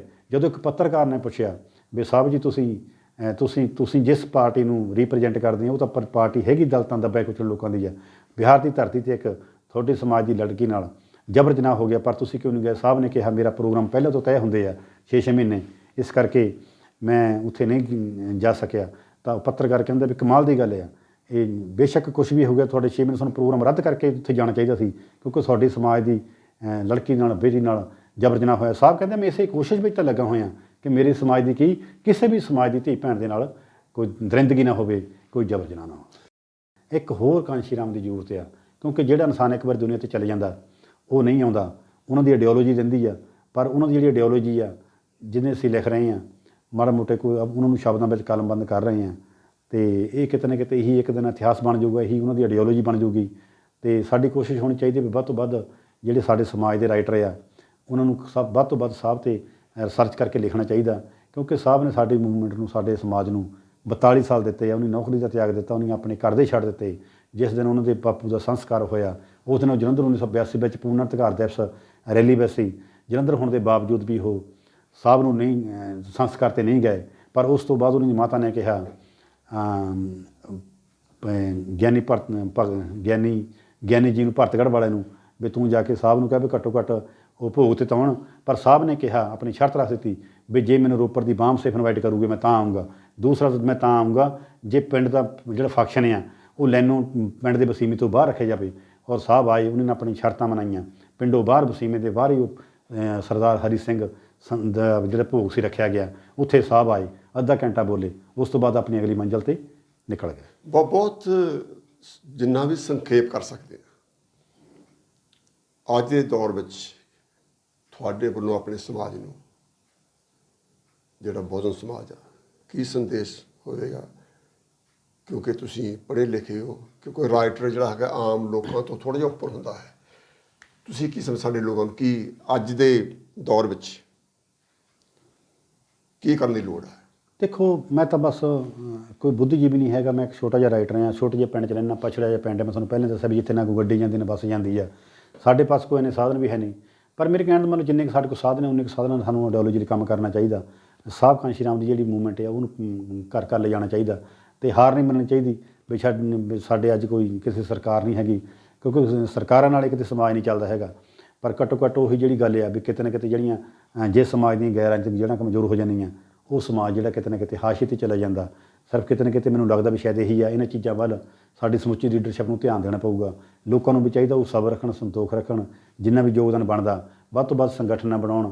ਕਿਤੇ ਨਾ ਕਿਤੇ ਉਹ ਕਿਤੇ ਨਾ ਕਿਤੇ ਮੂਵਮੈਂਟ ਨੂੰ ਕਮਜ਼ੋਰ ਕਰਨ ਲਈ ਦੂਸਰਾ ਹੁੰਦਾ। ਇਹ ਥੱਲਿਓਂ ਲੈ ਕੇ ਉੱਪਰ ਤੱਕ ਜਿਹੜਾ ਤਾਣਾ ਬਣਾਉਣ ਜਿਹਾ, ਇਹ ਕਹਾਣੀ ਉੱਪਰੋਂ ਹੀ ਸ਼ੁਰੂ ਹੋਈ ਆ, ਉੱਪਰੋਂ ਹੀ ਸੋਚਣੀ ਪਊਗੀ, ਉੱਪਰੋਂ ਠੀਕ ਕਰਨੀ ਪਊਗੀ, ਤਾਂ ਜਾ ਕੇ ਸਾਡੇ ਲੋਕਾਂ ਦਾ ਕਿਤੇ ਨਾ ਕਿਤੇ ਭਵਿੱਖ ਵਿੱਚ ਅਸੀਂ ਇੱਕ ਸਟਰੋਂਗ ਰਾਜਨੀਤਿਕ ਤਾਕਤ ਦੇ ਰੂਪ ਵਿੱਚ ਉੱਭਰਾਂਗੇ। ਤਾਂ ਲੋਕਾਂ ਦਾ ਜਿਹੜਾ ਭਰੋਸਾ ਫਿਰ ਜਿੱਤਣ ਦੀ ਆਸ ਲੋੜ ਆ, ਇਸੇ ਆਸ ਨਾਲ ਅਸੀਂ ਰਜਾ ਲੈਂਦੇ ਹਾਂ। ਅਤੇ ਮੈਂ ਇੱਕ ਵਾਰ ਫਿਰ ਕਾਂਸ਼ੀ TV ਦਾ ਧੰਨਵਾਦ ਕਰਦਾ, ਅਤੇ ਹੰਸਰਾਜ ਬੰਗਾ ਜੀ ਦਾ ਵੀ, ਅਤੇ ਨਿਰਮਲ ਗੋੜਾ ਜੀ ਦਾ ਵੀ, ਅਤੇ ਧਰਮਪਾਲ ਜੀ ਤੁਹਾਡਾ ਵੀ, ਧਰਮਚੰਦ ਜੀ ਤੁਹਾਡਾ ਵੀ, ਜਿਨ੍ਹਾਂ ਨੇ ਸਾਨੂੰ ਇੱਕ ਨਿਮਾਣੇ ਜਿਹੇ ਰਾਈਟਰ ਨੂੰ ਆਪਣੇ ਐਡੇ ਵੱਡੇ ਪਲੇਟਫਾਰਮ 'ਤੇ ਬੋਲਣ ਦਾ, ਦਰਸ਼ਕਾਂ ਦੇ ਰੂਬਰੂ, ਸੰਗਤਾਂ ਦੇ ਰੂਬਰੂ ਕਰਨ ਦਾ ਮੌਕਾ ਦਿੱਤਾ। ਜੈ ਭੀਮ, ਜੈ ਭਾਰਤ, ਜੈ ਗੁਰਦੇਵ, ਧੰਨਵਾਦ। ਇਹ ਸੀ ਅੱਜ ਦੀ ਇੰਟਰਵਿਊ ਮੇਰੇ ਛੋਟੇ ਵੀਰ ਪੰਮੀ ਲਾਲੋਵਾਲ ਦੇ ਨਾਲ। ਮੈਨੂੰ ਪੂਰੀ ਉਮੀਦ ਹੈ ਕਿ ਤੁਹਾਨੂੰ ਅੱਜ ਦੀ ਗੱਲਬਾਤ ਪਸੰਦ ਆਈ ਹੋਵੇਗੀ, ਕਿਉਂਕਿ ਜਿਹੜੇ ਰਾਈਟਰ ਆ ਉਹਨਾਂ ਦੇ ਨਾਲ ਇੰਟਰਵਿਊ ਕਰਨੀ ਕੋਈ ਛੋਟੀ ਮੋਟੀ ਗੱਲ ਨਹੀਂ ਹੁੰਦੀ, ਕਿਉਂਕਿ ਉਹਨਾਂ ਕੋਲ ਭਾਸ਼ਾ ਦਾ ਭੰਡਾਰ ਹੁੰਦਾ ਹੈ। ਉਹਨਾਂ ਕੋਲ ਜਿੱਥੇ ਗੱਲ ਦਾ ਭੰਡਾਰ ਆ ਉੱਥੇ ਮੈਟਰ ਦਾ ਵੀ ਭੰਡਾਰ ਹੁੰਦਾ ਹੈ। ਗੱਲ ਹੈਗੀ ਆ ਕਿ ਜਿਹੜਾ ਰਾਈਟਰ ਆ ਉਹ ਲਿਖਦਾ, ਉਸ ਲੇਖਣੀ ਤੋਂ ਸੇਧ ਜਿਹੜੇ ਪੜ੍ਹਨ ਵਾਲੇ ਆ ਉਹਨਾਂ ਨੇ ਲੈਣੀ ਹੁੰਦੀ ਹੈ। ਸਾਨੂੰ ਚਾਹੀਦਾ ਕਿ ਅਸੀਂ ਕੋਸ਼ਿਸ਼ ਕਰੀਏ ਜਿੰਨਾ ਵੀ ਅਸੀਂ ਮੈਟਰ ਪੜ੍ਹ ਸਕਦੇ ਹਾਂ ਉਹ ਤੋਂ ਪੜ੍ਹ ਕੇ ਸੇਧ ਲਈਏ। ਕਿਉਂਕਿ ਮੈਂ ਦਿਲੀ ਤੌਰ 'ਤੇ ਬਹੁਤ ਧੰਨਵਾਦ ਕਰਦਾ ਮੇਰੇ ਛੋਟੇ ਵੀਰ ਨੇ, ਇਹਨਾਂ ਨੇ ਵਕਤ ਕੱਢਿਆ, ਕਿਉਂਕਿ ਜਿਹੜੇ ਰਾਈਟਰ ਹੁੰਦੇ ਆ ਉਹਨਾਂ ਕੋਲ ਕੰਮ ਲੋਕਾਂ ਨੂੰ ਨਹੀਂ ਦਿੰਦੇ, ਲੇਕਿਨ ਉਹ ਬਹੁਤ ਮਸਰੂਫ ਹੁੰਦੇ ਆ। ਇਹਨਾਂ ਦੀ ਮਸਰੂਫੀਅਤ ਦਾ ਮੈਂ ਸਬੂਤ ਦੇਵਾਂ ਕਿ ਬੜੀ ਮੁਸ਼ਕਿਲ ਨਾਲ ਇਹਨਾਂ ਨੂੰ ਮਿਲਣ ਦਾ ਸਾਨੂੰ ਸਬਬ ਪ੍ਰਾਪਤ ਹੋਇਆ ਅੱਜ ਆਏ। ਤਾਂ ਨਾਲ ਮੈਂ ਤਹਿ ਦਿਲ ਤੋਂ ਸ਼ੁਕਰਗੁਜ਼ਾਰ ਕਰਦਾ ਇਹਨਾਂ ਦਾ ਵੀ, ਔਰ ਜਿਹੜੀ ਕਾਂਸ਼ੀ ਟੀਵੀ ਦੀ ਪੰਜਾਬ ਦੀ ਟੀਮ ਆ, ਖਾਸ ਤੌਰ 'ਤੇ ਨਰਮਲ ਗੁੜਾ ਜੀ, ਜਿਨ੍ਹਾਂ ਨੇ ਵਕਤ ਕੱਢ ਕੇ ਸਟੂਡੀਓ 'ਚ ਸਾਨੂੰ ਬੁਲਾ ਕੇ ਇੱਕ ਐਪੀਸੋਡ ਤਿਆਰ ਕਰਨ ਲਈ ਮੌਕਾ ਦਿੱਤਾ, ਔਰ ਉਹਨੇ ਸਹਿਯੋਗ ਦਿੱਤਾ। ਔਰ ਜਿਹੜੇ ਉਹਨਾਂ ਦੀ ਆਪਣੇ ਟੈਕਨੀਸ਼ੀਅਨਸ ਉਹਨਾਂ ਨੇ ਵੀ ਪੂਰਾ ਸਾਥ ਦੇ ਕੇ ਅੱਜ ਦੇ ਪ੍ਰੋਗਰਾਮ ਨੂੰ ਕੰਮ ਕੀਤਾ। ਮੈਂ ਸਾਰਿਆਂ ਦਾ ਬਹੁਤ ਧੰਨਵਾਦ ਆ। ਔਰ ਮੈਂ ਇਹ ਗੁਜ਼ਾਰਿਸ਼ ਕਰਦਾ ਮੈਂ ਕਿ ਕਾਂਸ਼ੀ ਟੀਵੀ ਤੁਹਾਡੇ ਸਹਿਯੋਗ ਨਾਲ ਚੱਲਦਾ ਹੈ, ਇਸ ਕਰਕੇ ਸਾਰਿਆਂ ਦਾ ਚਾਹੀਦਾ ਕਿ ਰਲ ਮਿਲ ਕੇ ਆਪਾਂ ਸਹਿਯੋਗ ਕਰੀਏ। ਜਿੱਦਾਂ ਅਸੀਂ ਸਹਿਯੋਗ ਕਰਦੇ ਹਾਂ, ਅਸੀਂ ਸਹਿਯੋਗ ਇਹਦੇ ਵਿੱਚ ਅਸੀਂ ਕੋਈ ਤਨਖਾਹ ਨਹੀਂ ਲੈਂਦੇ, ਕੁਛ ਨਹੀਂ, ਸਿਰਫ ਇੱਕ ਸਾਡਾ ਚੈਰਿਟੀ ਵਾਲਾ ਕੰਮ ਹੈਗਾ। ਅਸੀਂ ਆਪਣੀ ਸੋਚ ਵਰਤ ਕੇ ਆਪਣੀਆਂ ਮੈਟਰ ਕਿਤੋਂ ਇਕੱਠਾ ਕਰਕੇ ਤੁਹਾਡੇ ਸਾਹਮਣੇ ਪੇਸ਼ ਕਰਦੇ ਹਾਂ, ਤਾਂ ਕਿ ਕਾਂਸ਼ੀ ਟੀਵੀ ਦੀ ਜਿਹੜੀ ਟੀਮ ਆ ਉਹ ਸਟਰੋਂਗ ਹੋਵੇ ਔਰ ਤੁਸੀਂ ਸਾਡੇ ਪ੍ਰੋਗਰਾਮ ਪਸੰਦ ਕਰੋ। ਪ੍ਰੋਗਰਾਮ ਦੀ ਫੀਡਬੈਕ ਦੇਣਾ ਨਾ ਭੁੱਲਿਓ। ਬਹੁਤ ਬਹੁਤ ਜੈ ਭੀਮ, ਨੋ ਬਧਾਏ।